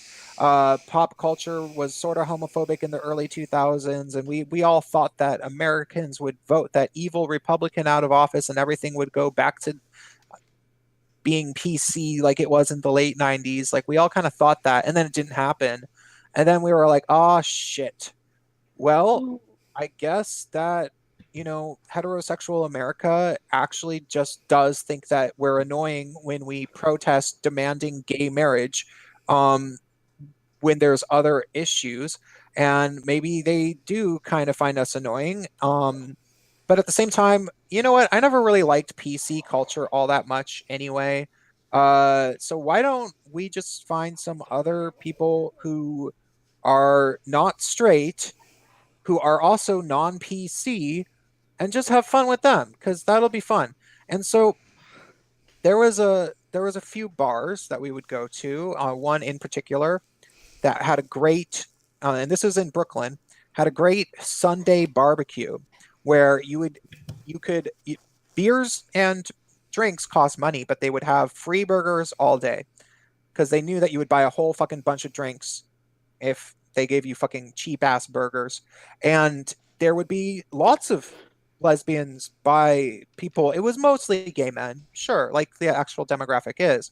But we had so much fun just being there in a mixed space where it wasn't centered around our male masculinity, but it wasn't fucking feminist at all.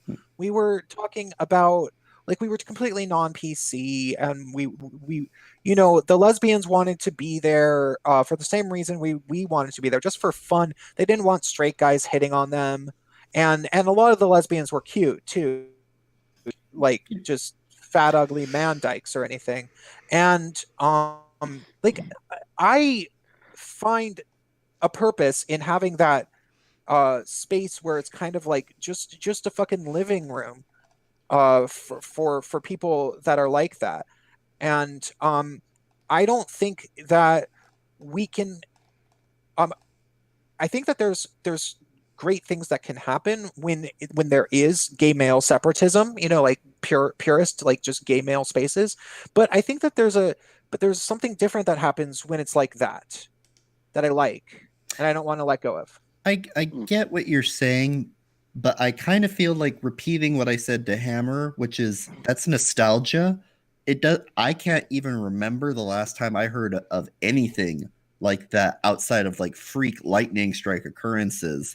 Like I feel like I really think the LGBT has like it's like when DDT gets into the water, like it gets into everything. It gets into the dirt. It gets into the eggs the birds lay. And at a certain point, you can't just say like, okay, well, you know what? It was great before the DDT. It's like, no, yeah, it was, but it's here now, and we've got to get rid of it.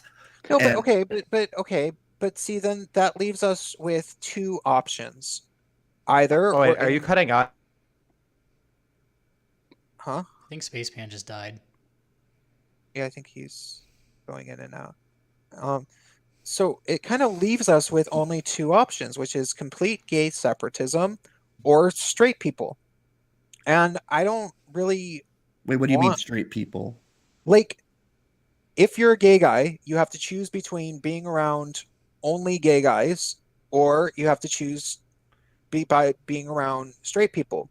And the thing is, I think that what happens is I don't want to always be around environments that are only gay guys, because when you go to an environment and it's only gay guys, it ends up being the 99% likelihood to be a major pickup scene.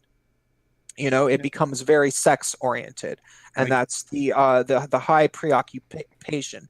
But when you have a mixed crowd that's explicitly non-heterosexual, you can have, and this was not just in 2005. This also happened in the Bay Area a lot. You can have these times where it's like, hey, we're not straight people. You can totally be yourself and totally be weird and not straight and whatever. But it's also not a pickup scene, and and those things are rare, but I don't think that it's worth giving up on the possibility of them happening again just because the feminists made them almost impossible currently. I think if that is ever going to happen again, which I'm not saying I don't want it to happen, but if it is going to happen again, it's not going to happen with the current mix. I think we have to separate and come Yeah. together again on our own, but we have to do it. I think the first time I ever talked to Saina Bacon about this, I told him I think GigTown for me is about breaking away from LGBT with the understanding that you guys have taken us for granted, and if we're going to come back, we're going to come back as sovereigns, as as our own, as an independent nation, and you're going to have to negotiate with us like on equal footing, because right now I don't think you can separate the feminists from all the from the LGBT spectrum as a whole. I think if we are to come together again and have these great spaces and these like communal environments where we're all just kind of sharing in the experience, we can only do it once we get rid of the big reds and the other harpies that have taken over. And we won't be able to do that with the current machinery. Yeah. No, that's why I support Tao philosophically in terms of the radicalism of making it very, very clear that gay men can be autonomous and that they can boycott and everything. And I definitely that's I agree with that. Would you like a really nerdy example? Nerdy example? Okay.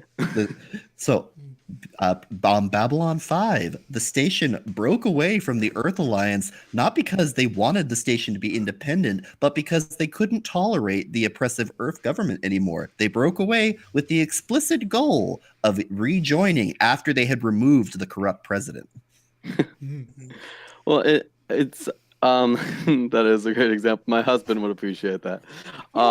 It's what's Katz, when you speak about that nostalgia, I understand where you're coming from there. However, obviously, I feel a bit more like Prince. I do feel like those that feeling, that environment is still worth fighting for. But I also acknowledge where things have changed. Like I said earlier, I don't feel as comfortable as I once did going to events because I don't necessarily feel that the issues that are being invested in are issues that I can relate to, but not just because they're not my issues, but because I view them as ridiculous issues. Like, for example, considering it transphobic to not want to be sexually intimate with someone who's trans. I've been called transphobic because I said I couldn't be with a trans man, because I'm attracted to dick. To be honest, the arousal, getting erect, all that stuff is what's sexually appealing to me. And then, of course, I've had people respond to that with, because of my husband, they're like, well, so that means you're all about the dick. So if heaven forbid something were to happen to your husband, he were to lose his penis, does that mean you'd leave him? I'm like, no, because even if heaven forbid my husband were to have an accident or whatever and he were to lose his penis, he still wouldn't have a vagina. That's the argument that I have there, and that's where I've noticed the focus is on. No one's guaranteed sex, because if it's transphobic, then for me to not want to be with a trans man who has a vagina, does that mean that then it's sexist for me that I'm not interested in women? And then the idea when it comes also to obviously bringing in the discussion of racism in the community and stuff like that, that no, at the end of the day, my view is no one's guaranteed sex. To me, what we were fighting for was equal representation under the laws that govern this land, not that you're guaranteed this, you're guaranteed sex, that's, someone can't have that preference. And that's where I feel that the community has gone off the rails and focused on those issues. Now, in regards to the question that was asked, what do we still have to focus on? We do have serious stuff to focus on. I just think that it's lost, especially with the transgenders and all that crap that's going on. For example, one of my friends, he lives in a state where he and his husband, now, mind you, how you feel about healthcare coverage will shape how you view this issue, of course. But for him, he and his husband have to deal with the fact that health insurance companies can, by law, reject them as a same-sex couple, even though they're legally married. Adoption agencies being permitted to reject couples if they're same-sex couple. I mean, how you feel about these issues, these are some for many people that are a bit more serious issues. And it's not, calling someone a bigot because they won't screw you. And so, yeah, I guess to me, there are still issues that deserve focus, at least discussion. But I think that they've been lost in this chaos of feelings and all that crap that's come with the introduction of, modern feminism and, of course, the transgenders and the non-binary crowd. Now, to speak a little bit earlier. Wait. Okay. Yeah, sorry, go on. Yeah. You said something about feelings, and I think that I don't think that that's what's made things get lost, is simply feelings and talking about feelings and blah blah blah blah blah. I think where we've gotten lost is discounting male feelings and saying gay men don't have the right to talk about anything anymore because they're privileged because reasons. And that's what absolutely demolished any sort of unity over the past 6 years, because that wasn't present really until 2012. Oh yeah, absolutely, and I can absolutely agree with that. I mean, Prince, I know I've given you this example a few times, but and I've jokingly said it that this is how I see modern pride meetings going. Right? Is that a white gay man gets up to speak, as soon as a black gay man gets up to speak, the white gay man cis gay man, whatever, has to sit down and shut up. But once a black lesbian gets up, the gay black man has to sit down and shut up Yeah. because now she has more. And then Yeah, we know where this is going. We know where this Yeah. is going. yeah, it just goes and goes, right? I make a joke and I'm like, the queen of this would ideally be a trans Black lesbian albino in a woman of wheelchair. color in a wheelchair. Yeah, I always Well, Who I know. identifies I as a think that dragon. I think that a lot of people make that joke at this point. I Yeah. actually, when I first started YouTube, I had this recurring thing in my video, which was the black lesbian in a wheelchair. And then I had a commentator who occasionally will show back up that actually has an account named Black Lesbian in Wheelchair, and they make comments under that. But yeah. So sorry, that was sort of just a small bit of clarification that like I don't think that talking about feelings are inherently bad. I think what's bad is saying that one group of people's feelings don't matter and therefore that group of people must serve the other group, even though the people whose feelings don't matter are the people who compose the biggest numbers. Like there's most of them and they have the most money.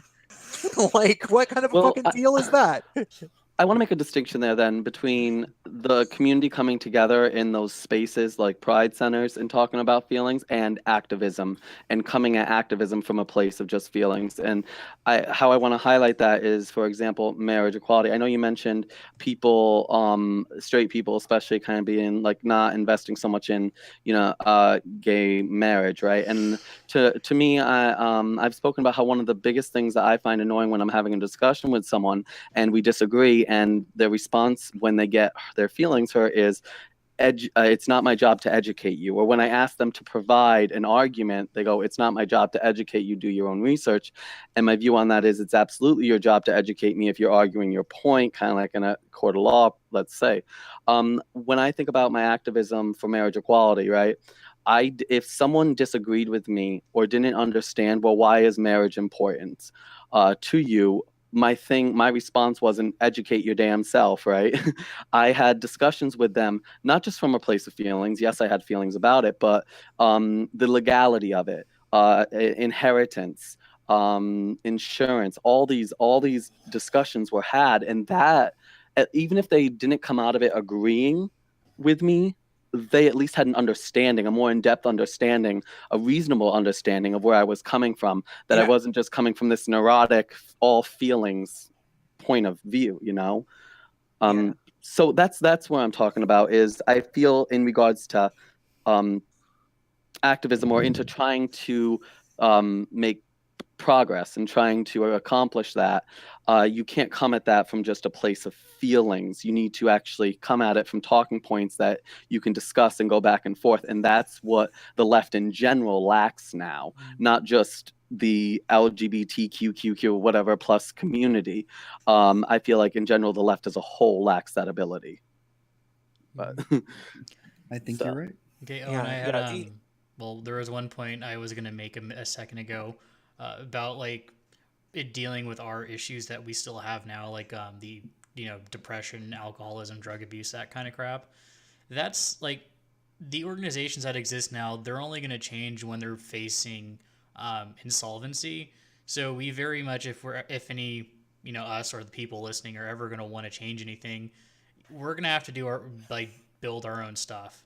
It's not going to be, we'll like berate the existing people to change. No, they're only going to change when they're going to be facing closing their doors. They'll kick the feminists out then, but up until that point where they're actually seriously going to be like, oh, holy shit, we're closing in 3 months, they're not going to change. Yeah. It's this unfortunate thing that's and actually we're nearing the end of this. I'm the first installments of the Gaytriarchy are going to be extremely long, so that we have our guests on and we get to really get to know them and talk to them and blah blah blah blah blah. So far, I don't believe that we've had a single person on who didn't want to come back, which is cool. And so Hammer, you definitely be invited to come back in the future. Oh, I'd Um, love to. but Yeah. one of the things that I always kind of end up closing on is this notion of the current LGBT nonprofit activist world. They they're going to keep going and doing what they're doing as long as their business model works. Mm. And their business model will work because gays and lesbians and people who have family members who want to feel good about themselves are going to continue donating to LGBTQIA plus charities as long as they feel like there's only that option. But there could be other options like, I don't know, Gaytriarchy type stuff. So far, I'm probably the only person who really makes any money from this kind of thing. But if we get enough, I will definitely share the wealth. But we don't really. Gaytriarchy Inc., a registered trademark of Gaytriarchy Incorporated. We will take your asses down. Yeah. Pay But- your goddamn franchise fees. but Liberal Hammer. Like, let's. You used to do. This will be a good last question. You used to do activism work and that kind of stuff. But you probably stopped mostly, huh? I'm not as involved. I actually recently went to a Pride planning committee meeting where I'm living right now. It was an interesting experience, but yeah, for the most part, I'm not involved like I used to be. Uh-huh. So, but if there was something that you felt was, you know, you weren't going to be making signs in support of Islam, and you weren't going to be, um, talking about toxic masculinity all day, and these various things that you've grown to hate, would you get back involved? I think I definitely feel more of a push to get back involved and to reconnect to that, to what I viewed as a more legitimate movement, a more overall, yeah, something based more in reality and more in goals than just this shit fest of feelings and calling people bigots. Yeah. Feelings of the female and trans and non-white part of the feelings of everybody besides the white gay men that you happen to be. Yeah, pretty much. Sorry, I'm putting words into your mouth, No, but but it is, and I guess one thing to kind of sum up for me, when it came to my activism, or at least my perspective when I first became an activist, as I said earlier, one of the people I first interacted with definitely gave me a good jumping off point. Was that the goal of an activist is to no longer be needed, so that should be your goal. But also, I guess in general it is difficult, but it's shoot, I kind of a little bit lost my train of thought there. But yeah, I mean, for me, ultimately, to get back in with that is to focus on, like I said, the real issues. But my ultimate goal as an activist has always been about equality under the law, equality under the law that governs me. That was always my legitimate focus. I went a little bit SJW leftist crazy for a bit, but I came back to that, and that's where I am. And that's what I want to address, are issues like that. Now, that doesn't mean like if a hate crime occurs that I'm going to ignore it. Yes, I want to address it, but on a case-by-case basis, once it's been established that it definitely was an act of hate. But then again, for it to be treated as an act of violence, focused on in that way. So I guess that's what I really care about. Like, I don't care if someone doesn't want to fuck you because you're trans. I don't care if someone doesn't want to fuck you because of your race. I don't care. I don't care if the stranger down the street thinks that my husband and I are disgusting, individuals living in sin and that we're going to burn in hell. The only time I care about their perspective is when they use it to try to influence the laws that govern my life. And that's what I want to see again, is a focus on that, addressing how the legality of it, not the feelings of it, if that makes sense. It does, I think. Yeah. What about the general? Would you support nonprofits that do explicit work helping out the gay male community, like say the current meth crisis that is apparently wreaking havoc in every urban center, like every city. You have lots and lots of friends on Facebook. Do you hear them talk about this? How practically everywhere, like gay guys are just strung out on meth? Oh, absolutely not. I mean, there's jokes made about, gay men and meth and, from time to time. But yeah, no, I would absolutely support a focus on that. I support a focus on issues within the community, and also, which, just quickly to touch on something there, there's a fear, though, I've noticed in minority communities to address problems. And I think it's a fear that those problems, if you acknowledge them, will be used against you. Like, for example, statistically, men, in regards to population proportion size, percentage wise, to the community, having higher rates of, like, obviously HIV, AIDS. I feel like sometimes some of the gay activists I know are afraid to really acknowledge and discuss that, because they're afraid that those who hate gays are going to use that as justification to promote more hate, which absolutely is a possibility. But that doesn't mean we shouldn't focus on it, because once we address it, it becomes less of a weapon. Similar, for example, in the Black community, obviously discussing higher crime rates, especially among Black men.